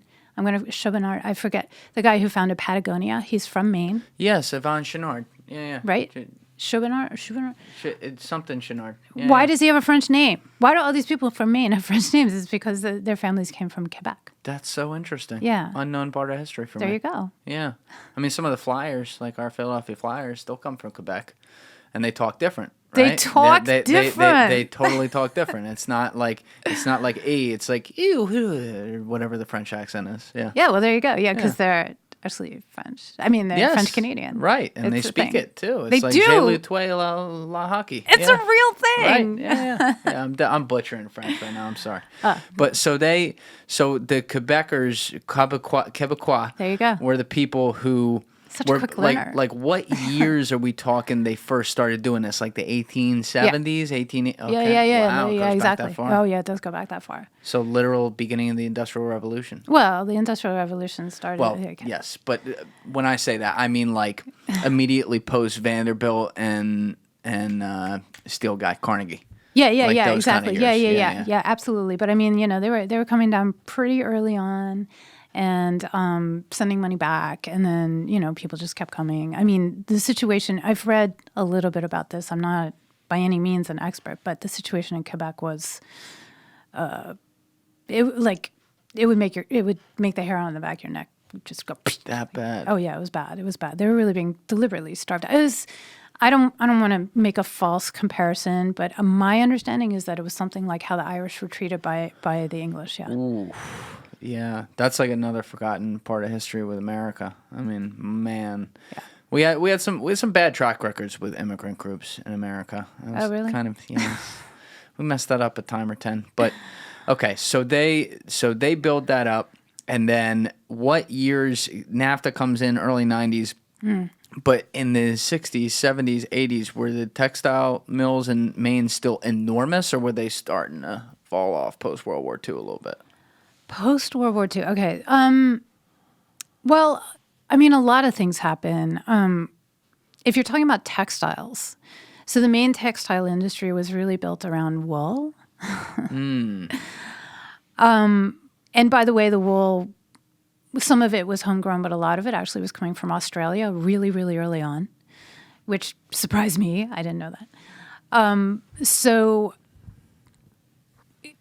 after World War II, times changed, and all these new fibers come into being. So we start to get rayon, we get nylon, we get like all these petroleum product things as well. And I think what happened for a lot of the mills is that they didn't change quickly enough to appeal to kind of these new products. And so a lot of the woolens that they were making, which are, by the way, absolutely beautiful stuff. I mean, have you ever seen like a Hudson Bay blanket? L.L. Bean used to sell them. Yeah, can we look that up? Maybe. I don't know. Okay. Hudson Bay? I mean, that's what's coming to mind, but like a Hudson Bay blanket, or Melton's. Like that stuff? Yeah. So Yeah, sure. I'm actually wearing. Yes, I've seen that. Okay, so these are like woven wool products. You can pass it down to your great grandchildren as long as you don't have a moth infestation. Right. So these beautiful fabrics were made in Maine. So they're woven wools. And Wow. I think what happened was a lot of the mills just weren't set up to make these synthetic goods. So Can you explain that to people? synthetic goods as opposed to so just like, making the real thing. I mean, probably everything that you're wearing has a little bit of nylon in it or some kind of, synthetic fibers that either come from the petroleum industry or other things. I mean, this is actually a serious problem with fast fashion is that a lot of the clothing that's made through fast fashion has a strong petroleum component to it, which means that it's an environmental disaster waiting to happen. Okay, so wait, hold on. If you don't mind me digressing for just 1 second, because I am misdigression here. I like it. That's MISS, misdigression. Okay, this is a fun story. This is this I could not believe. So what do you do when you go through your closet and you're like, okay, I want to get rid of a bunch of stuff, and you put all that stuff in a trash bag and you take it to Goodwill. Okay, you take it to Goodwill. You're a good person. You take it to Goodwill. Well, Yeah, I try to be a good person. Okay, but if the Goodwill is closed, what's your second option? Where do people take stuff? Where do you take stuff? The homeless shelter? Oh, you're a doubly extra good person. People do what Julian does. Okay, so Yeah. a lot of people put them in these bins that are in parking lot. Okay, you're urban, so yeah. So there are these bins all over America in parking lots, and it says, put your used clothing here. You know what I'm talking about? You know what this is? Here, why don't you pull it up? Yeah, we have those in California. I know what you're talking about. They have a bunch where they're not associated with Goodwill or anywhere, but they're just like a green. They look like a garbage can. Yeah. And you just throw it in A there. dumpster. I've been there a few times. Okay. Interesting. Yeah, So that's where you got that jacket. Oh my god! So they look like I would say they look like a huge post box, like they have or an oven even. Like they have a big handle. You pull down the handle, you toss your shit in there, and then it's gone, and you don't think about it anymore. Right. So that stuff, for the most part, goes to Uganda. Why Uganda? I can't exactly tell you why Uganda, but I can tell why Uganda. But I can tell you that this started in the 70s, that these clothing bins would send the clothes to Uganda. And this created an incredible opportunity for Ugandans because they took the clothes and they made them their own. So a lot of the clothes, Americans were bigger typically than Ugandans, and they had different aesthetic than You don't say. the West Africans. And so this whole industry popped up for repurposing goods these used clothing pieces coming from America. So they're getting is this what we're talking about where it's the Eagles beat the Patriots, but they get the Patriots win t-shirts and stuff? Yeah. Yes. All right. Okay, so all this stuff was jumped on the Uganda. History is a whole lot different over there. Yeah. Poor guys. That's true. Yeah. They're like, damn, these guys are winning everything. They're winning nothing. Oh my God, it's so true. So what's interesting is that when that first started happening, the Ugandans referred to the clothes that came from the U.S. through these bins. They referred to them as dead man's clothes because that was the only way that they could explain why somebody would get rid of their clothes is because they died. Oh. Because that's the only way they did it. Yeah, you don't give away your clothes. They don't have hand-me-downs and shit over there? Well, I mean, now they do, but at the time, in the 70s, when this phenomenon was a new thing, they were like, okay, whatever the word was, Fair enough. dead man's clothes. Yeah. Okay, so a whole industry pops up, right? You got sewers, you got dyers, you got marketers, you got sellers. I have a whole bunch of things, amazing things to talk to you about this, but I don't know if we'll get to them. But anyway, some women actually emerge very wealthy because they're really good at repurposing the stuff for Ugandan fashion sensibilities and selling this stuff. And then the women end up buying Mercedes, and then that ends up spawning this whole. You know about this? You're nodding your head. I'm nodding your head. Alessi, you're over here you know the whole goddamn thing. Well, we just know because California, we talk it's known just how the commerce and with clothes go. I grew up we always go to Goodwill, and in my schools they always teach you you want to donate here and give this to this. So I grew up around this. This to me is it's not new. Some of it is, but there's facets of it where it's yeah, I know this. Yeah. That's very cool. Yeah, that's very cool. So anyway, fast forward to when fast fashion starts becoming a thing.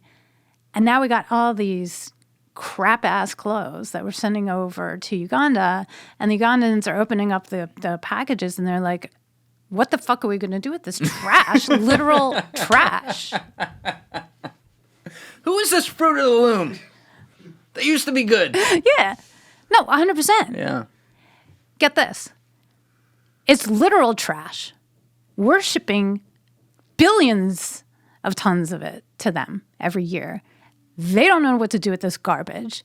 It ends up clogging up waterways in Uganda. So now it is a literal environmental disaster. You can see pictures of it. Can we pull that up? Horrifying. It's so they're throwing it out and then it's clogging up. Well, remember, they don't have waste disposals like we do. Right. Like, they can't just ship it off to some other country that doesn't want our trash. That's why they need the Mafia running the waste disposal. There you go. We do that right here. The Mafia could probably solve everything very quickly. They could probably solve that, yeah.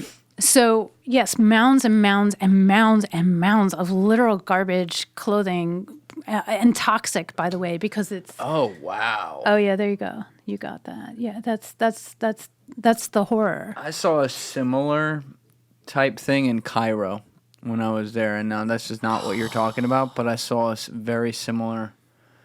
That was sad. That's horror. Yeah. Like, when you talk about dystopian... Okay, that's dystopian. And I agree.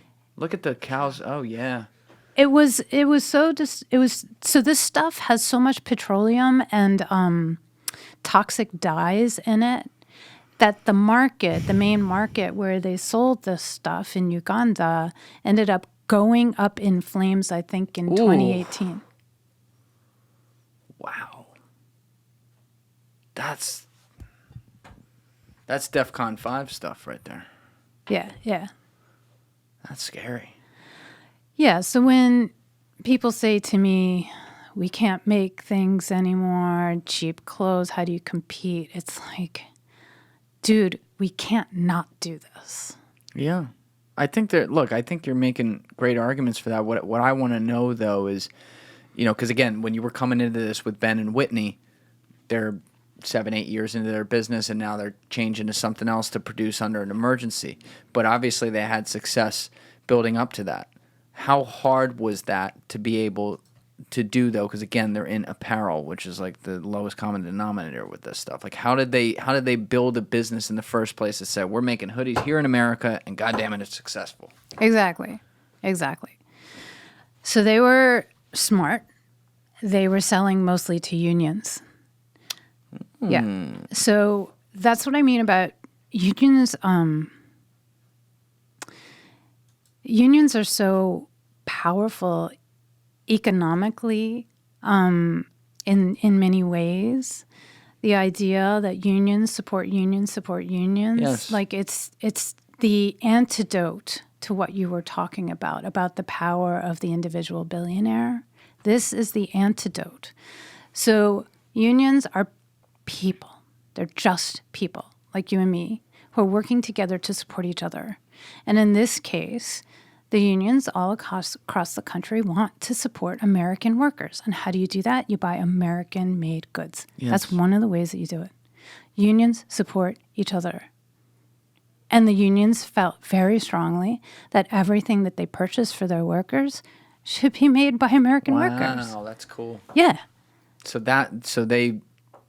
That's their biggest Again, buyer. he had the AFL-CIO connection because he was there for so long, so they were able to get that off the ground. I mean, through his work with the AFL-CIO, he knew a lot. So remember, unions are people all across the country, and every industry has locals. So it wasn't like he could just go to Mr. Big Man Union and say, buy all my stuff, and then his job was done.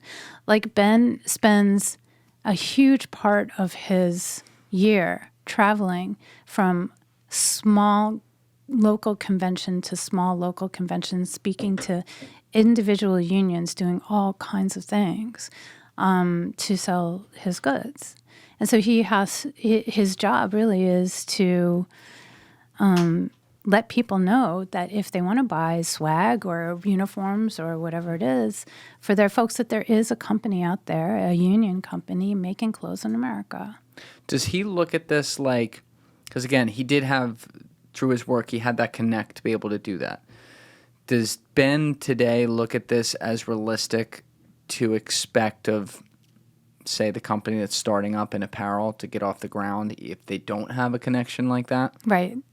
So I think the answer, well, first of all, we do. I mean, you're from LA, you know, like there's huge apparel manufacturing in LA. I mean, if you get apparel made in America, chances are it was made in LA. I mean, you remember American Apparel? I mean, that was a huge company until they shot themselves in the foot. But now they're back. They're back? Yeah, they're back. They're well. Are they called Bangladesh Apparel now? No. They're still making right that's there in good. LA. All right, cool. There's also a company called Bell and oh my gosh, so sorry, I cannot remember. Pause for a sec. Bell and What are they called? are They're you in talking LA. like an apparel company? Yeah, they make T-shirts. T-shirt company, LA Bell. like BELL, like it I sounds. believe so. Yeah, and Luna. LaBelle? No, it's massive. Brooklyn Bell? Nope. Sorry, maybe it's not Bell. It's not coming up on Google either. Big T-shirt company. I just put massive clothing line Bell. And Yeah, maybe it's not Bell. Why am I blanking on this? It'll come to you. I know, but I really want to remember. Was it in your book? Yeah, probably. Cited towards the back. See, this is what I love about I books. have not read my can go in. index, I have to admit. Your index is long. Bella and Canvas. Oh, yeah, that's it. There it is. Oh, yeah. There we go. Yeah, you know. All right, so there's this massive company called Bell and Canvas, and they're based in LA, and they do tons of manufacturing in LA, and they are doing the T-shirts. They're doing T-shirts, and I think they make also sweatshirts and all kinds of stuff. So manufacturing happens in the United States. Apparel manufacturing happens in the United States. People are paid for making apparel in the U.S. There's no question about it. I think, you know, what are the hurdles that you have to overcome to be successful? I think, first of all, you need to come up with some pretty decent branding. You know, if somebody's just looking for a basic tee, you can go to Bell and Canvas. I mean, they compete, right? Now, a lot of their stuff is actually manufactured, or it's cut here, but it's sewn in, I think, El Salvador or somewhere in Central America. But they do sewing here. But the point is, you can do it here. There's a matter of scale and there's a matter of marketing. And that's where I go back to innovation. Like, you're wearing a T-shirt. It's beautiful. I love it. I don't know where it's made, but it was... Shout out to my boy Brian Kern. Yeah, it's cool. Where was it made? And what did you pay for that? Well, okay, maybe he gave it to you. What does that say, Alessi? I was going to say China, I bet. Let's see. This was like a hobby. No, not for China. him. Nobody makes... Made in Honduras. There you go. There you go. Well, Okay. that's close to America. It's like in the Americas. That's you know. NAFTA. That's NAFTA We're right hanging there. in there. Got to give them some credit, you know. How much would that retail for? I mean, I got it for free. Brian's the homie. Shout out, Brian. All right. Hey, Brian. Probably 30 60? bucks. 30, 40, somewhere in there. With the printing on it? Yeah. 40? Yeah, I hope I didn't lowball Brian, but yeah. Are you telling... So are you telling me that we can't make a long sleeve T-shirt for $40 I don't know. in You America? tell me. No, it's absolutely possible. But what's the difference? But after cost of labor and shipping Yeah. from wherever the fuck, somewhere else, what kind of spread are we still looking at when we're operating at the minimum cost here in America? Right, so that's a golden question. So first of all, about 30% of the cost of any good that you buy is transportation. Okay, that makes sense. Okay, 30%. So remember when I said it's kind of like the petroleum industry, where there are all these hidden costs that we don't know? That's one of the hidden costs. There's so much tariffs and shipping costs and warehousing costs and stuff that's in that imported good that you're paying for if you buy it. Mm-hmm. That would be eliminated or severely cut down on if it had been made domestically. Right, so maybe you're looking at 5% versus 30 because they still have to truck it somewhere and stuff like that. Yeah, So exactly. you're not bringing it internationally through customs and all Right. that. Okay. Exactly. Now, the other thing that's happening, and this was the big reason that we got into free trade in the first place, was for more profit, right? So if people were, now I know I'm asking a lot, but if executives weren't getting 300 times the average worker's rate, right? If we somehow were able to regulate that, then we would be more like in the 1960s when we were making stuff in America and executives were making 20 times the average workers, not Yeah. 300 times. Yeah, and I in agree. some It's cases, too much. 1,000. I agree. The average is way too much. I agree. That's another one I struggle with. How are we going to fix that when there's so many other countries around the world who will create some sort of impetus for people to be able to make their money offshore with that, right? Right. Like CEOs, they're trying to make money, right? So Yeah. now they're going to recover that somewhere else, be something as simple as a tax haven, whatever it might be. Right. Declare residency somewhere else. How do we fix that? Well, what I'm saying is that if you wanted to start making a T-shirt here in America, you could easily do that. And You're kind of selling me on that. okay, Yeah. great, let's do it. Yeah. And you could sell that T-shirt for $40 or $30, or in the case of American Giant, you can sell it for $7 or $5. Like, it is entirely possible to come up with a very inexpensive product here in America. You can do that. How much money do you want to make? If you want to make a lot of money, you become Supreme. Now, and Supreme isn't, I don't think they're made in the United States, but like slap some kind of crazy branding thing Yes. on it and get, I don't know, some Taylor Swift to wear it. Right. That's the Started only- as skaters and now look at them, You know, and just go bonkers. Most of cosmetics, by the way, are made in America. Look at all these incredible young brands that we have. Glossier is an American company. Glow Recipe, these are all things probably you don't know because you don't shop at Sephora or whatever. But like these things are all I'm made aware in of America. what Sephora is. Yeah. Okay, so Yeah, the I idea feel is you. like there are so many industries that are made in America. It's not impossible. We can do it. How much profit do you want to make? If you want to make a ton of profit, then you got to be really clever about branding.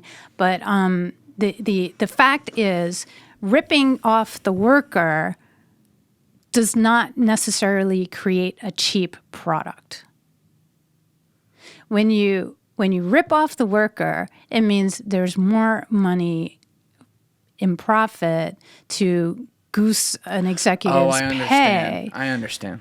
or or that goes into transportation costs or whatever else.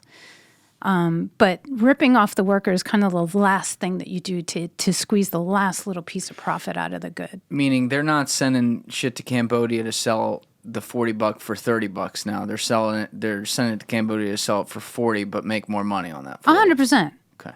And when you go, I think that's accurate. And when you go to, oh my God, where do people shop now? I don't even know. But like, J. Crew now is back, or Kith. Banana Republic. I don't even know what that is. Kith? Is that a thing? Yeah. Okay. Yeah. I'll trust you. We should get Ronnie. I was thinking about this because No, I don't we're like- here now. We should get Ronnie Fegan here and talk with him about this stuff. I'd love to know his thoughts on that because I'd love to talk with him. He's the director over at Kith. But like high end brands like that, Kith is like. Some people are gonna yell at me for not explaining this right, but the way I look at it is it's kind of like a sleeker, little more elegant Supreme. Oh, Like okay. I like Supreme a lot. Yeah. Kith is like that's how I'd say it. Okay. So where I was heading with that, and maybe you can back me up here, is that shit is expensive. It's very, very expensive, yes. Okay. And it's not made here. I'd have to double check, but I'm fairly confident it's not. Okay. So we are paying a lot of money for stuff that is not made here. Yeah. Now, you know what? Maybe I shouldn't have brought up Kith, though, for that. It's still relevant. I still want to talk to him about that to see what we could do there. But with Kith and Supreme and some of the more clubbish, I guess you could say, type okay. brands, Yeah. there's also the whole added cost of you're paying to be like right? There's a limited supply on stuff. It's it, more yeah. like you're a part of the clique. Whereas I think what we need to focus more on here for this Basics. particular conversation is yes, are we talk about the Gap, talk about companies like that, that you go to the mall, you buy stuff. It's not like, oh, there's a drop of like 30 of them coming out, line up around the corner. You know what I mean? Yeah. Like there's a difference between an Air Jordan and, you know, like some really nice Nikes. They're a different vibe. Okay. Right? So that's probably fair to say. But your point still remains because all these other companies are making that VIG right there, basically. Right. Okay. So wait. Okay. So good. So I'm glad we're talking about this because let's talk about underwear. So let's talk about Fruit of the Loom, which used to make all the underwear in America. Right. It was Fruit of the Loom and it was Hanes. Right. And then there was the underwear war. Right. And my homies over at Sheath, they're in there now. They're making sponsored underwear? this show. Oh, Yeah. okay. Awesome. So it was Hanes versus Fruit of the Loom, and this stuff was made in America. And then Walmart came in. Oh, fuck Walmart. Yeah. You want to talk about Walmart? Oh, we're going to talk about Walmart for sure. So Walmart, as you know, started putting up stores everywhere and putting all the little stores out of business. And so Walmart ended up becoming a purchasing behemoth. So the way they were keeping their prices down was obviously, first of all, by eliminating competition, by eliminating all the little purveyors all around America. But also they kept prices down by becoming a massive purchaser of manufactured goods. Control of the market. It's like cornering the market. Right. So at some point, instead of the manufacturer saying, we're producing tighty-whities at $4 a pop, Walmart was coming in and saying, you have to produce this thing and sell it to us for $3.50. Yes. Figure it out. Yes, and if you don't, we'll go somewhere else. Yeah. Yeah. Yeah, that's a huge problem. That was reality. That was a reality that also forced all these companies to really think very hard about NAFTA. What is I don't know if we can look this up, Alessi. What percentage of GDP do the Fortune 100 companies in America account for? I don't know if they'll have a chart for this, but the point is it's going to be a pretty high, uncomfortable number. Yeah. So when you think about that, The purchasing power. in 2022, the group generated $16.1 trillion in revenue, representing about 2/3 of the U.S. gross domestic product. Wow. That was higher than I thought, for the record. So That's a lot. the point is, they run the world. They run this country. Yeah. Because they get to set the price. Right. That's the oligopoly right there. And they squeeze the manufacturers. And this is happening in Bangladesh and all around the world, is that these small manufacturers are facing exactly the same thing that Americans faced in the 1980s, which is make it cheaper, figure out how to make it cheaper, and if you don't, we'll leave. And that's what capital does. It leaves. So as soon as Vietnam, when workers make too much money, the capital is going to go leave and going to go somewhere else where it's just cheaper, and it's just a race to the bottom. But the other thing that I was going to mention was when Hanes and Fruit of the Loom were making underwear, there were mostly women in these small towns who were supporting their kids and sending them to college on salaries, on underwear making salaries. Sure. They were actually making a very good living, and they were good at what they did. They were highly trained, extremely skilled underwear manufacturers. You could do that in those days because you were protected. The minimum wage, Correct, was in some ways more tied to reality. And so the cost of a pair of underwear, like, could those women then purchase the thing that they made? Yes, they could, because they were making a decent living. The underwear, by making the underwear. And the underwear was priced accordingly, and everything just kind of worked. Until it didn't, until this incredible movement toward monopolization and, Walmart putting the squeeze on manufacturers. Well, here's another problem, too. Yeah. Look at our minimum wage in this country. It needs to be higher for people to actually be able to buy stuff now, right? This is something, and I listen. I hear all these politicians fighting over it because it's hard. You got to fill money in the budget for people. But if we're going to argue about bringing stuff back, and then on top of that, we're going to raise the minimum wage, which I do support doing, is that going to be a problem? Then it just makes the gap even bigger to have to make up for it in pricing. Well, again, that goes back to the question of, and I'm sorry, I'm challenging capitalism here, but like, how much profit do you need to make? Yeah. And if you are, move fast, break things, private equity kind of mentality, it'll never be enough, right? You're always looking for the fat in the manufacturing, and the fat in manufacturing will always come down to workers. Yeah. This is one of those, what I like to call, you're stuck between a shit and a fart with stuff, because the buck has to stop somewhere, okay? And there's really two places it can stop, and I don't think either is a good answer. It stops with the government or it stops with the corporations. Right. And the corporations even buy the people in the government, so that's already a given, no matter what the system is. And governments, over time, you see when they take too much control, it never ends well. I would argue when corporations take too much control, it never ends well.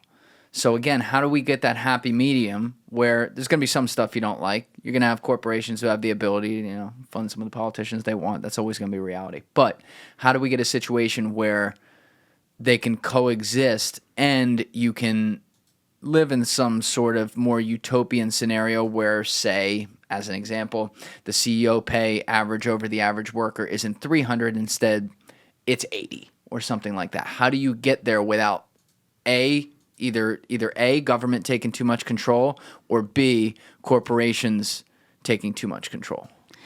Yeah, well, good question. I actually think there's an end run around all of this. And that's what I've been talking about, which is starting to think more about our communities and asking more of our communities. Why don't we produce the things that we need? I mean, some things maybe you'll never be able to produce because of the limitations of your community. But I do think that we might want to start thinking more locally. And so one of the movements that I'm really, really into is urban manufacturing. So actually, and I touched on this a little bit before, but like, make things in New York. New Yorkers should we were talking about ice stone, right? Yeah. Make things in New York. And maybe if New York thinks that this is a good idea, New York State or the city figures out ways to support manufacturers in a kind of more holistic way. Germany, by the way, has really great support for workers.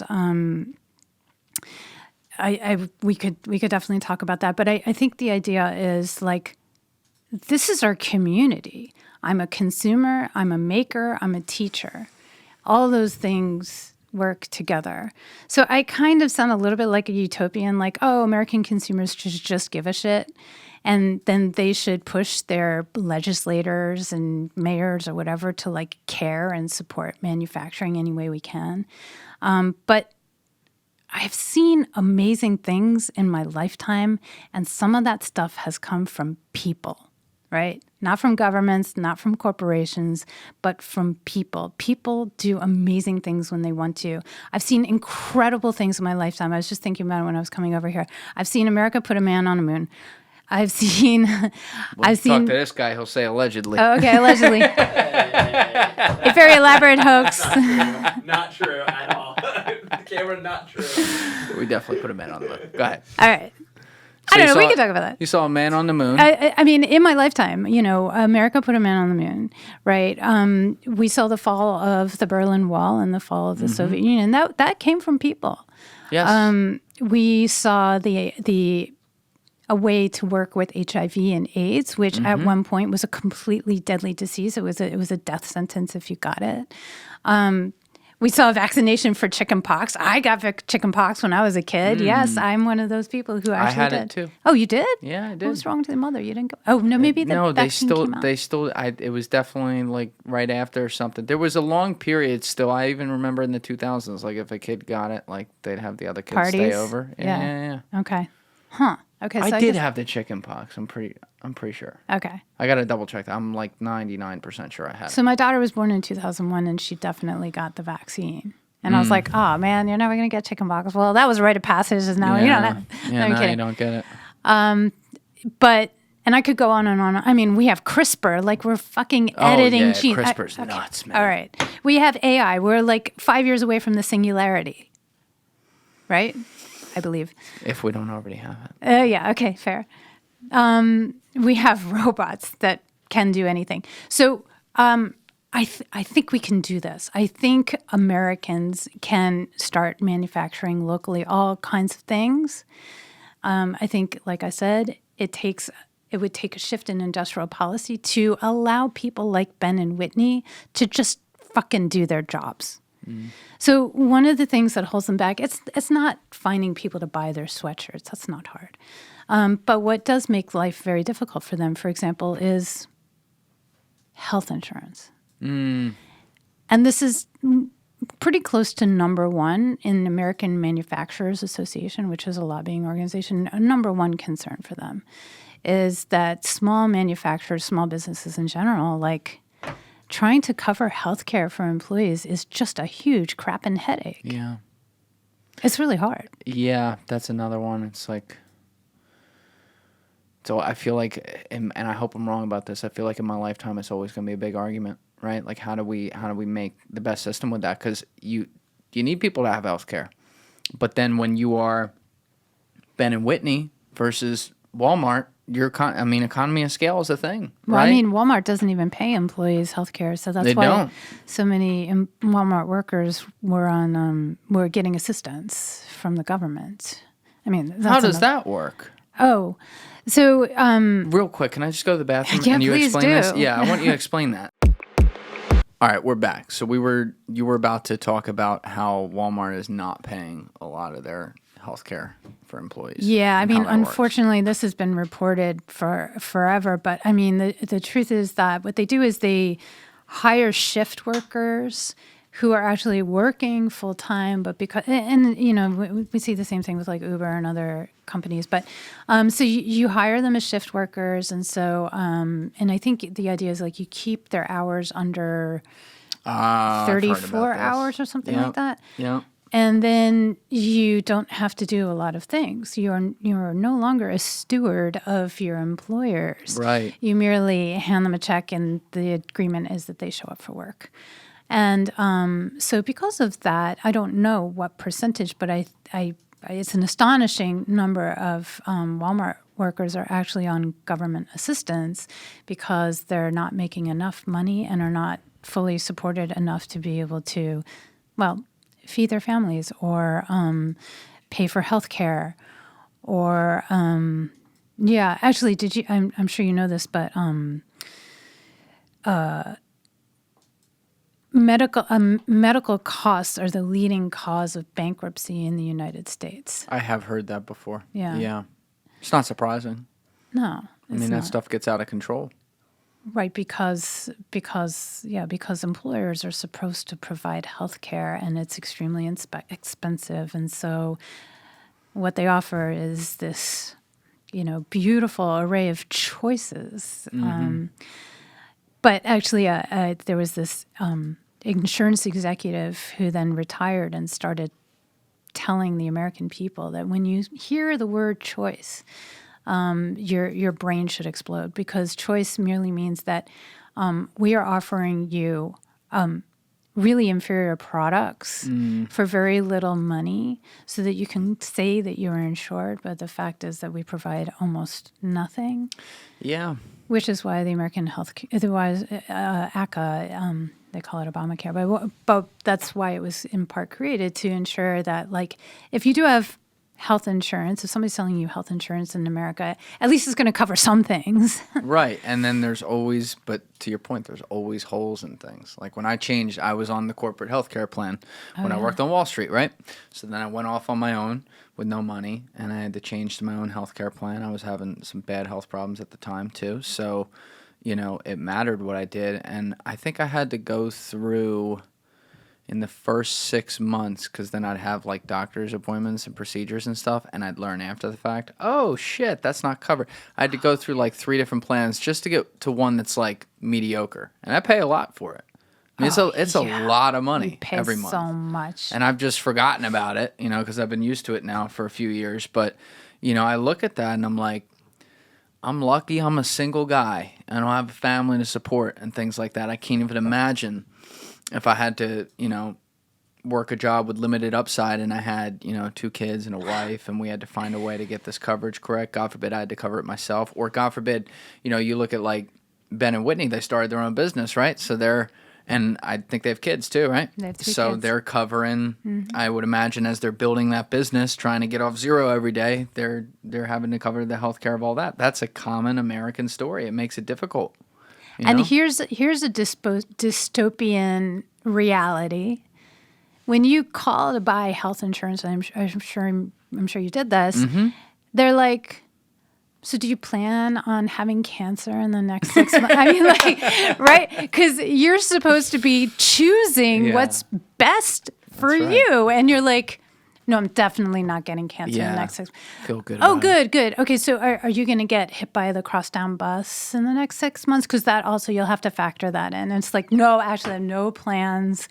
And then they're like, are you going to get into a boating accident and break your leg? And you're like, oh, that might happen. Oh, then this is the insurance you need. Yeah. What the hell kind of life are we makes no living? sense. Choice? That's not choice. Like nobody's offering you a choice. Basically they're forcing you to gamble, which is not one of the 7 deadly sins. No, maybe not. But I mean, I hate gambling. You're not a gambler? Oh, hell no. I like to say I'm a creative gambler. So I take chances like writing a book. Writing a book, right. There's gambling in everything. You're right about that. I mean, what I choose to write about and how I choose to write about is a huge freaking gamble. Absolutely. Yeah, you got to make sure people get it. But, That's why we're doing this podcast. But you will not see me playing the slots in Atlantic City. No. I wouldn't have taken you for that. Okay. I wouldn't have guessed you would have.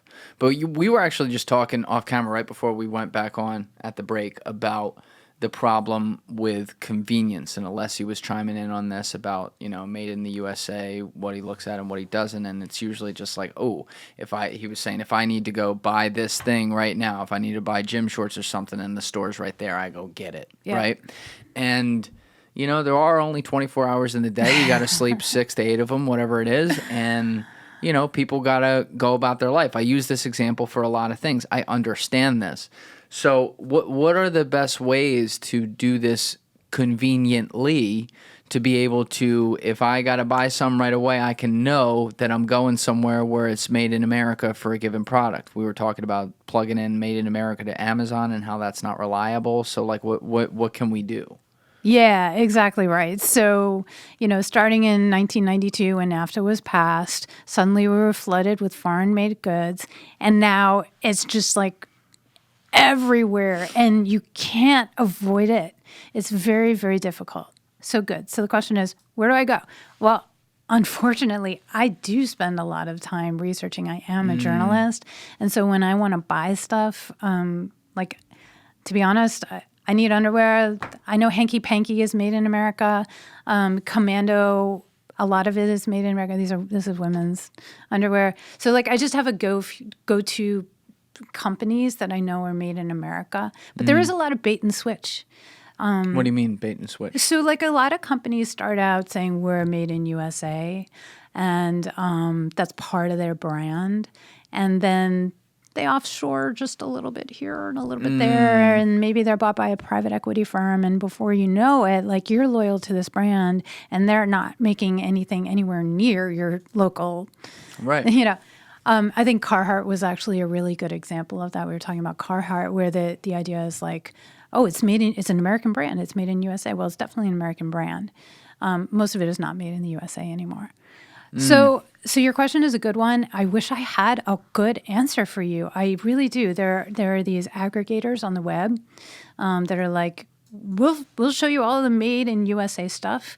They're really hard to search because they're not set up as Google or Amazon, right? It's probably a guy or a woman in a room saying, I'm frustrated, Right. and they're not always updating their stuff. I've actually like gone to these sites and actually followed the links and gone through and found out that just what I was telling you, that companies were making the stuff in the USA, and then it turned out that they weren't anymore. So that had changed. So the links or the information wasn't up to date. It's really, really hard. It shouldn't be. I don't know why it's so hard. Maybe this is an opportunity for one of your listeners to actually make something that actually works. It shouldn't. I mean, there should be an app for that, right? Like, I need underwear. Tell me what, because you're not going to spend more for these things. You don't have to. You just have to know where this shit is and how to buy it. Now, I feel like there could be a way to make a central repository that kind of amalgamates things and puts it together like a search engine that could do that. That would be cool. But you're also working behind the 8 ball with, I mean, we've covered this a little bit, but to put the example back, like with the economies of scale. Because think about two of the companies we've been talking about, Walmart and Amazon. Walmart is a physical place. I mean, they're online too, let's be clear about that. But we think of them traditionally as like the place you walk in, they got a section for everything, right? And there's a big one right there in your town in a lot of places in America. And then Amazon brings that shit right to your door, right? And we all know the stories about them making like their drivers shit in a box to be able to get to the next spot. And it's that competitive just to be able to work there, which is wrong on every level, to be clear. But you're competing with the ultimate convenience when you are Ben and Whitney, when you are any of these smaller businesses, which now, I mean, we've seen the numbers since NAFTA, but even before that, as technology has grown, we have watched mom and pop businesses go down like this. And I wonder if that's a trend that we're going to be able to stop. And that's what you're arguing. Maybe we can, because we can manufacture here and do things. And I hope you're right about that. I do wonder about how much people will be willing to trade off even the top edge of their convenience to be able to help with this, though. It's a natural question. You make a really good point. I mean, look, Amazon is obviously watching us. They're listening to us right now through our phones or whatever it is. I mean, and they're very, very sensitive to trends. And so, if Americans start constantly asking, is this made in USA? Can you give me a little it's easy for them to put a little checkbox on there in their search engine. When you search for something and you can do the filter. And, I mean, I'm not sure if they have that yet, but I mean, it should be one of the little things that you check. Made in America. Made in America. Can we check that, pretty Alessi? Simple. See if they have that? And if they do have it, I can tell you that I have checked that box, and then I get very disappointed because it's not actually. It ends up being like American companies that obviously are not manufacturing here. Go to Amazon. Go to Amazon.com. Oh, he doesn't know how to go to Amazon. We'll have to spell it out. Amazon rainforest? Yeah. All right, now go to see if we can do a search For T-shirt. Search okay. T-shirt. Yeah. All right, we'll do this live. And we have this on the third camera so people could see this right now. Now go to sort by at the top right. Top right, yep.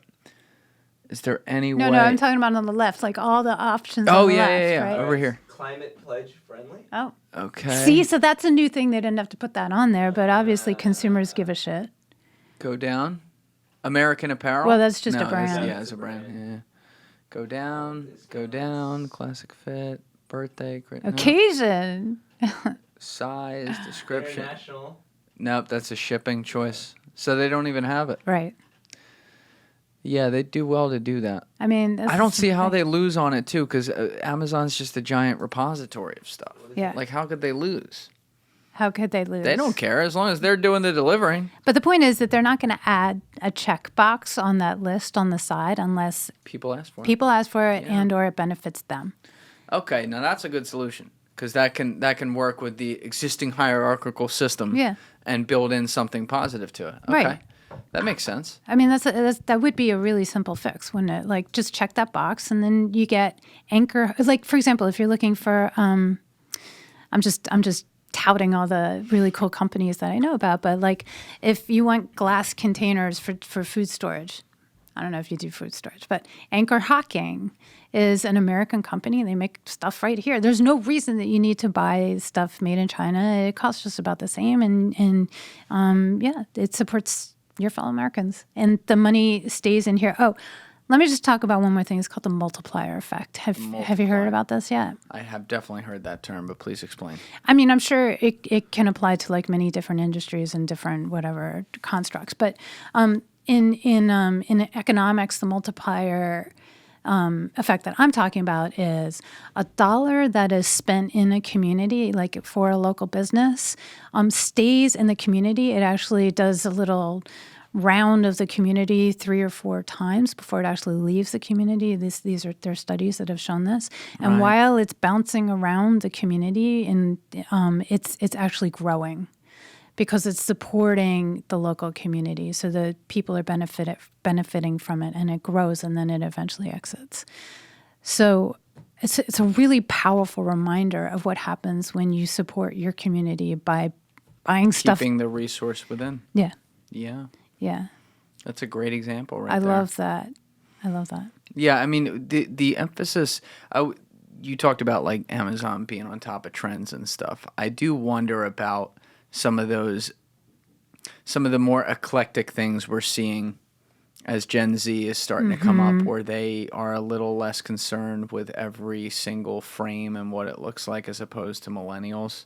Right? So could that mean that, like, when I look at millennials, which I'm on the very back end of millennials, but when I look at that, we're prone to more big international brand type things. Yeah, I can't believe it. It's so weird that, like, right? People get excited about Nike. It's like, what is Nike? What does that mean? I know. I like Nike, though. You know what I mean? What do you like about it? I'm curious. But here's the thing. Okay, sorry. Well, I do like the swoosh.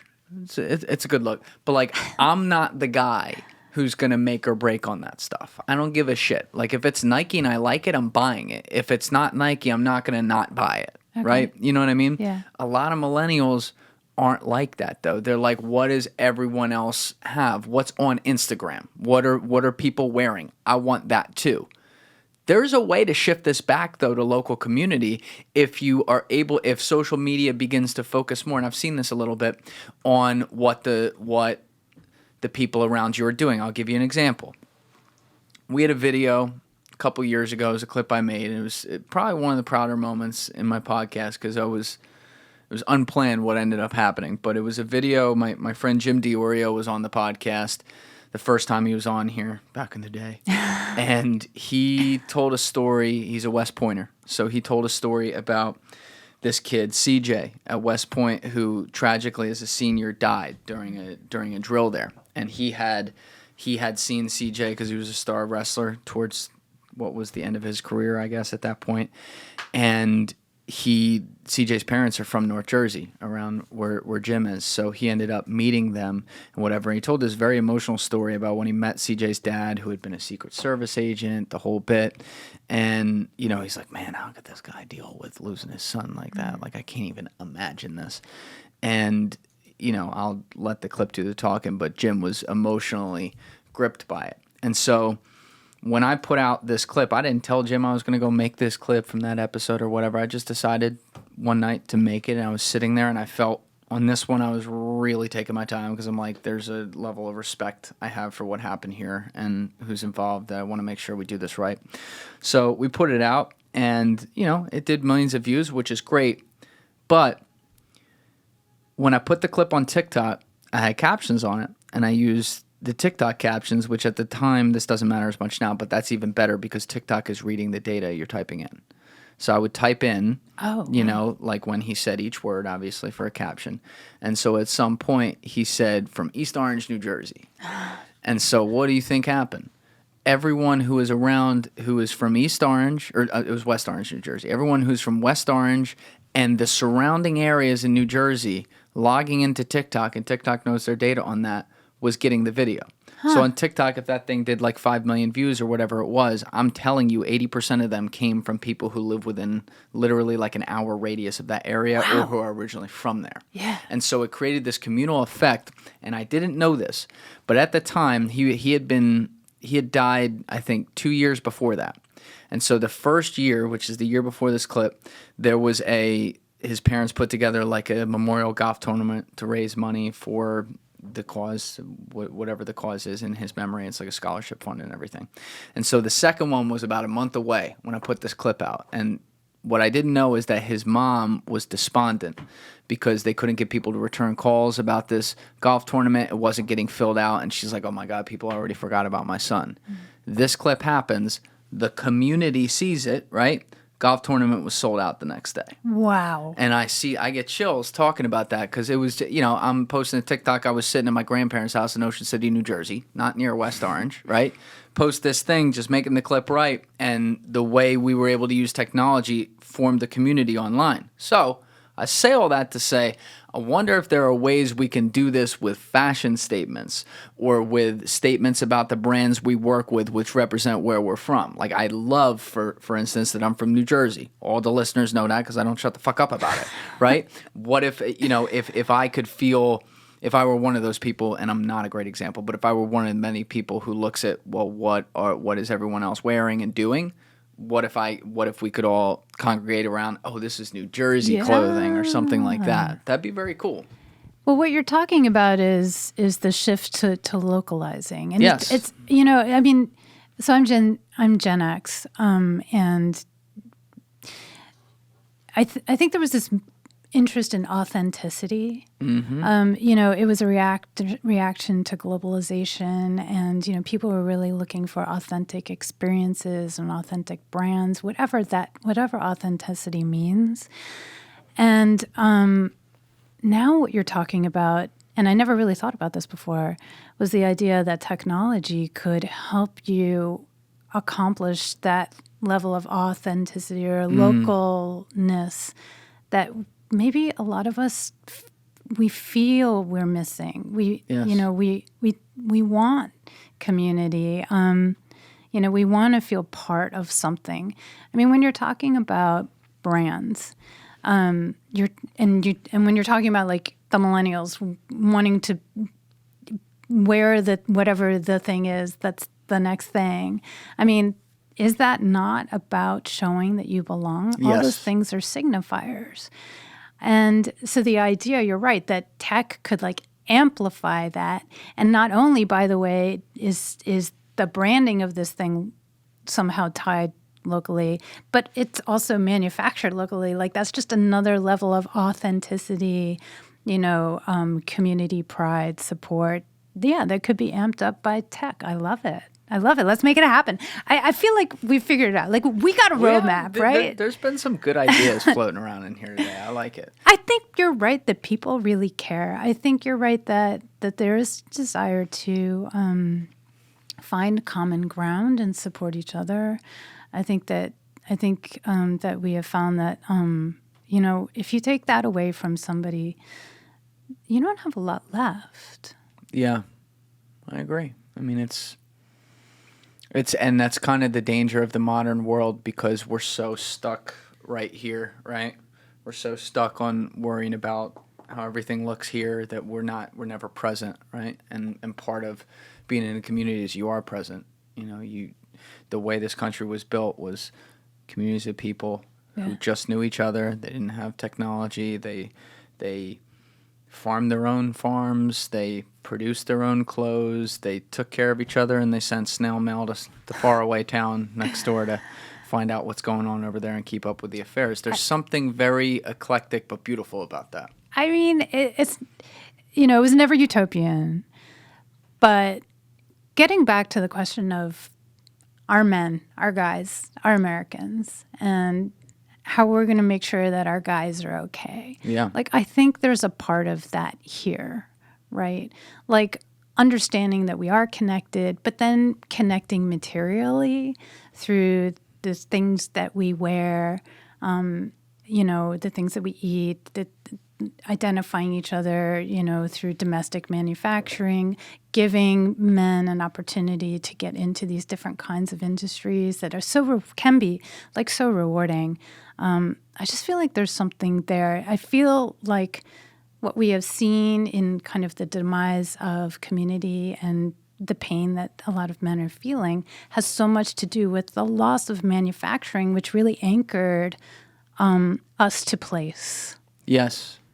Yeah, and that's why when you see it's extra depressing, like you talked about at the beginning of your book, and you've talked about on this podcast with other examples. But like when you were taking the train between Philly and New York, and you saw all those abandoned buildings, which if you go look at the footage of like Rocky in 1976, they weren't abandoned then. That's not that long ago. Yeah. And now they're these like. It's almost, you think of it like the aesthetic, like, yo, it'd be sick to take an Instagram in front of that old building right there. That'd be so cool. But it's empty. There's nothing in there, and it's wasted space. It is. Actually, and you could fill it with something. But is there legislatively, we've talked about NAFTA and WTO. Are there any current, legislative ideas that are being kicked around to repeal things like that or make something new that's better? Yeah. So when Trump was speaking about this, he addressed it through tariffs. We have tariffs. We've always had tariffs, as you pointed out. So there is like a whole office at the federal level that's dedicated to issuing tariffs to slow down the influx of foreign-made goods. You can be pro or anti-tariff. It's really complicated because if you issue a tariff for one thing, somebody else gets screwed. It's a really tough thing to do. Yes. So that's why I think a lot of people, including the former Labor Secretary Marty Walsh, I have a quote from him in the book because I interviewed him. He actually was like, "Oh, it has to come from consumers. Like consumers need to care." But I actually think there are a number of things that we could do. One is to make this path easier. We were talking about vocational training. I think vocational training, the movement isn't going to start with vocational training, but vocational training is a big piece of this. There's a serious skills gap in America that a lot of companies would like to actually manufacture here, but they can't because we don't have workers who know how to do these kinds of things. And as I said, manufacturing is getting more and more technologically sophisticated. So what we need to be producing are people who can actually like program robots, work with robots, electrical engineering, whatever it takes to get that sophisticated equipment going, be able to customize, keep it working. So there's the vocational training component to it, which I think it should be clear that like at some point you make a decision when you're going to school, you're in eighth grade or whatever, and you're like, I want to get into manufacturing, and then that's the branch that you go into, and that's the track that you follow. A lot of foreign workers who come in have actually had that kind of training because that is a reality in their countries, whereas we do not have that reality here. The assumption is, I don't know, we're all going to be little geniuses and go to Amherst College. I don't know. But so I think that's one thing, like creating a viable path to manufacturing starting from when you're young and saying, this is okay. Like there's a whole community ready, waiting for you. I'm talking about unions, but I'm also talking about manufacturers, companies, corporations that are like, we want to make things here. We're waiting for you with open arms. There's a track here, a viable track. This can happen. We talked about healthcare, which is a real serious issue. Universal healthcare is just an obvious solution to a lot of the problems that small American businesses face. If they didn't have to deal with that piece of the puzzle, which is unnecessarily complex, buying healthcare insurance for workers, like that, just take that off their plate so they don't have to worry about it. Just take it off their plate. I think another thing is I think right now it's difficult also because we don't have a clear domestic supply chain in a lot of industries, and that's a matter of rebuilding. What do you mean by that? I mean, just like the Waxmans, they wanted to source zippers in America. There's, as far as I know, one company that makes zippers in America. It's called UCAN, UCAN, UCAN Zipper Manufacturing in LA, California. They make beautiful zippers. If there were 5 zipper companies, now we have an industry. But, right. So whatever people make, like, there's going to be kind of a waiting period or a growth period where we are redeveloping these skills domestically, redeveloping industries so that we can actually source in America. And I mentioned the whole circular economy thing. I mean, I think that gives us an opportunity right? To be able to start thinking about our waste and how that could feed back into these supply chain questions. And then, like I said, I think to be super resilient, you need to put manufacturing where the people are. I think it was kind of a mistake in general to want to build factories in like really rural places, because then people are at the mercy of that company. Right. But, there's such high concentrations of people in cities that to me it makes sense that, you put the manufacturing there. But we've also fucked that up though too. I mean, look at Detroit, right? And I'm not disagreeing with you. When you go out rural, we talked about those examples earlier. It makes it impossible because then they pick up and leave, and it's like, well, there's nothing left here. Right, because that was a one industry town. They made cars. True. Right. So you're saying if it were diverse. Yeah. And think smaller. I mean, it's the same with energy that as when I was an architect, this was a big thing that I was talking about. Like, think smaller. Think more locally when it comes to energy. Why are you getting energy shipped from Canada down to New York? Like, if you could generate your own energy locally, then you start to be more independent in all kinds of ways. Yeah, and then we get into some of the environmental arguments, though, with that, which, some of that's a concern, right? And some of it may be overblown. Some of it may be like, okay, well, we should do things for a set amount of time until we come up with a better way. But it does get a little, it does feel like you're never going to make everyone happy. No. We know that. No. But, thinking about history, has there ever been an example of like an empire, a power civilization that continued to exist in power after they had outsourced everything? Oh, great question. I'm so glad you asked that. I'll tell you a devastating example. Let's hear it. The inverse. Let's hear it. Yeah. So the fourth largest manufacturing power in the world in the 1500s was India. India See where this is going. was producing amazing stuff. They were in a great position because they were there, between China. They got stuff from China, like silks and stuff like that. And they got great stuff from, to the West, Iraq, Iran, all that. So they were kind of geographically really well positioned. And plus they were the big peninsula. But then the British come in. And the thing that the British destroyed, ultimately, was all manufacturing in India. Because once the British sucked everything out of India, then they wanted to turn people in India into consumers of British and imported goods. Sound familiar? Yes. Yeah. And so they destroyed India's ability to manufacture and flooded India with cheap imports. And so that's how, in just a couple hundred years, you take the fourth largest manufacturing economy in the world and you break its kneecaps. That answers my question.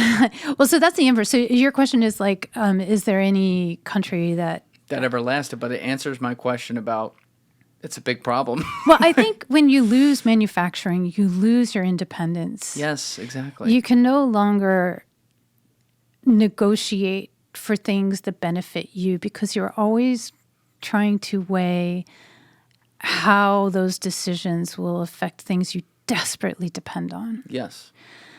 And I guess, I'm not an American chauvinist. I'm not like rah, wave the flag. But I think that there's something really special about being American that you feel when you go abroad. You miss America. freedom of speech is a real thing that you don't get elsewhere. Right. There's so many things that are culturally American that I just highly value, and you don't realize how it's different in other places until you go there. Until you go. Like, I really do love so many things about my country, where my family has been for 130 years. We might have to pack up and leave at some point, but that's just the reality of it.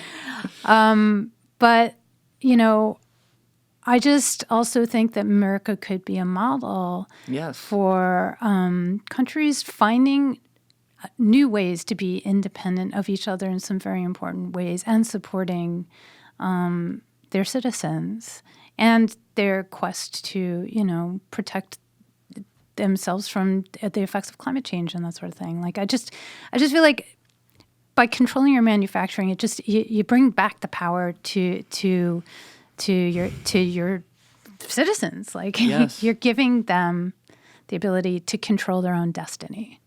Yeah, I feel like we also have the greatest access in world history to study history now than we even 30 years ago. I mean, you have the internet at the tip of your finger, so you can see. You can go and look at you want to answer a question. You heard some of the specific questions we were asking just today on the podcast for Leslie to look up here.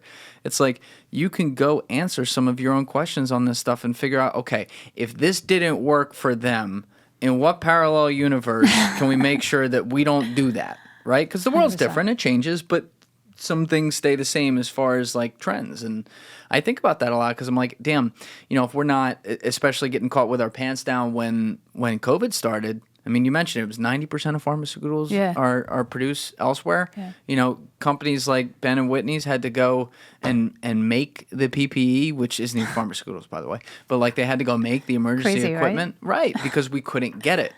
And you know what was the other thing was what was the I'm already forgetting this. This is terrible. But in 2021, when COVID was loosening up a little bit, there was like a huge cargo crisis right out here. And in California as well, where you just saw hundreds of boats lined up for months. What was that right there? That was another problem with our supply chain. That was a new phenomenon. That was because people were working from home, and suddenly they realized they needed all kinds of equipment to work from home. So they were nesting, like hardcore, you know, power nesting. And so, yeah, a lot of stuff was coming from China.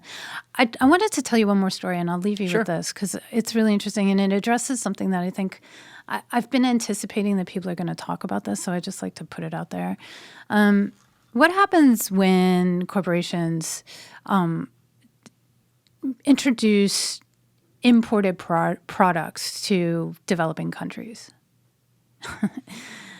It changes it gives them utility for things they didn't previously have. Okay, so let's talk about that for a second. So I was at this kind of surreal event maybe 10 years ago, and it was about, believe it or not, domestic manufacturing. And the manufacturer in this case was Gillette. And they had put together this video that was supposed to make everybody feel really, really good. Okay, here was the video. They'd gone to some city in India. I can't remember which one. Please excuse me. Say New Delhi. I don't know. And they observed how men were shaving. And in New Delhi, wherever it was, I'm sorry, please excuse me. It was a large city in India. The men went to their local shaver to get shaved.